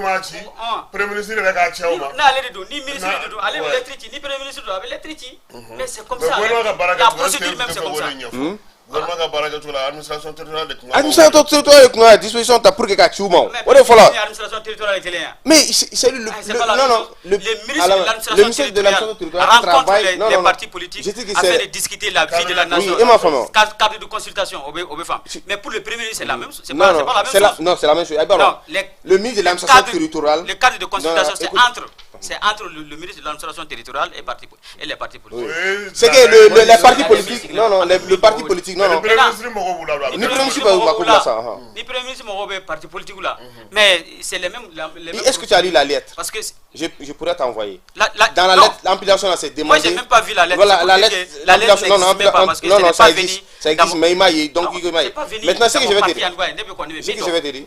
C'est-à-dire ça a été envoyé. C'était le ministère de l'administration territoriale qui devrait prendre des dispositifs. Parce que c'est les partis là. Attends, les partis là relèvent, c'est le ministère du tutelle. Mais pourquoi il l'a pas fait? Maintenant, s'il l'a pas fait, bon, moi je sais pas. C'est pas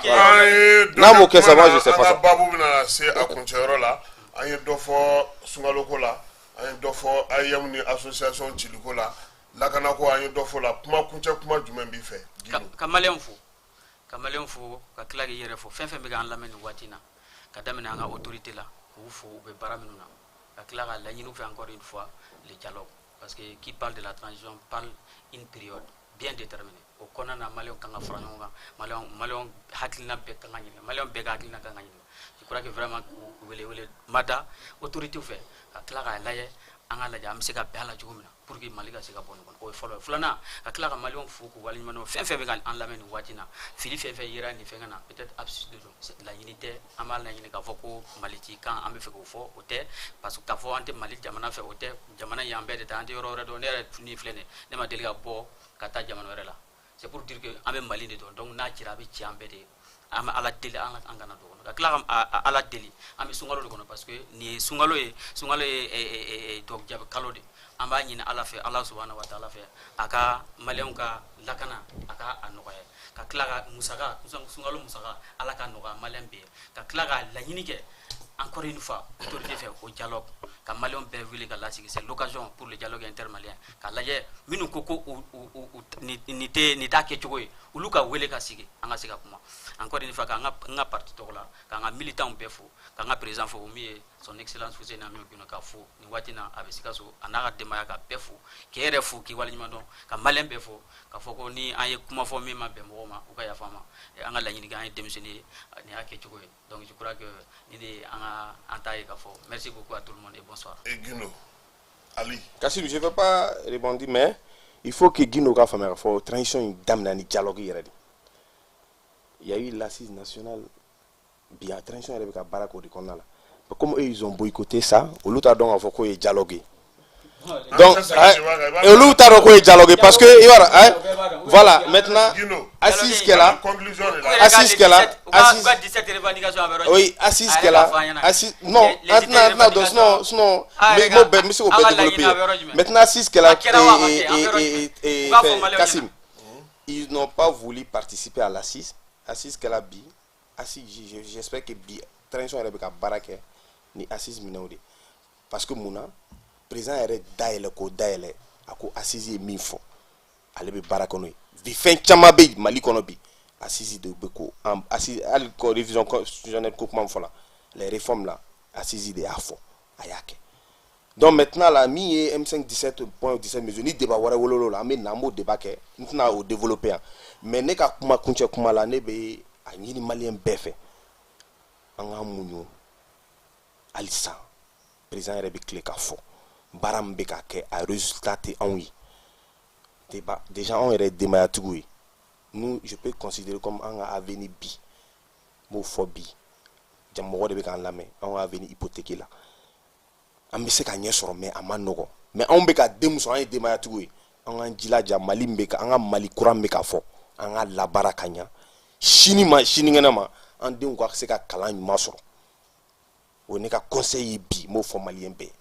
an bɛ yɔrɔ min na bi Assimi b'o de fɔ an bɛ ka baara min kɛ bi 100 ans a nafa de bɛ ye hali kurantigɛba in bɛ ka kɛ tantɔ n b'a dɔn a 100 ans kɔfɛ a résultat de bɛ ye an bɛ kɛ anw yɛrɛ an ka yɛrɛma hɔrɔn yan an b'a sɔrɔ kuranko la a bɛ gɛlɛya ma dɛ bi bɛɛ bɛ da dibi la bɛɛ bɛ fɛn na mais an ka Ala deli halisa mɔgɔw ka muɲu parce que bi transition barika yɛrɛ ye min ye ça c'est le peuple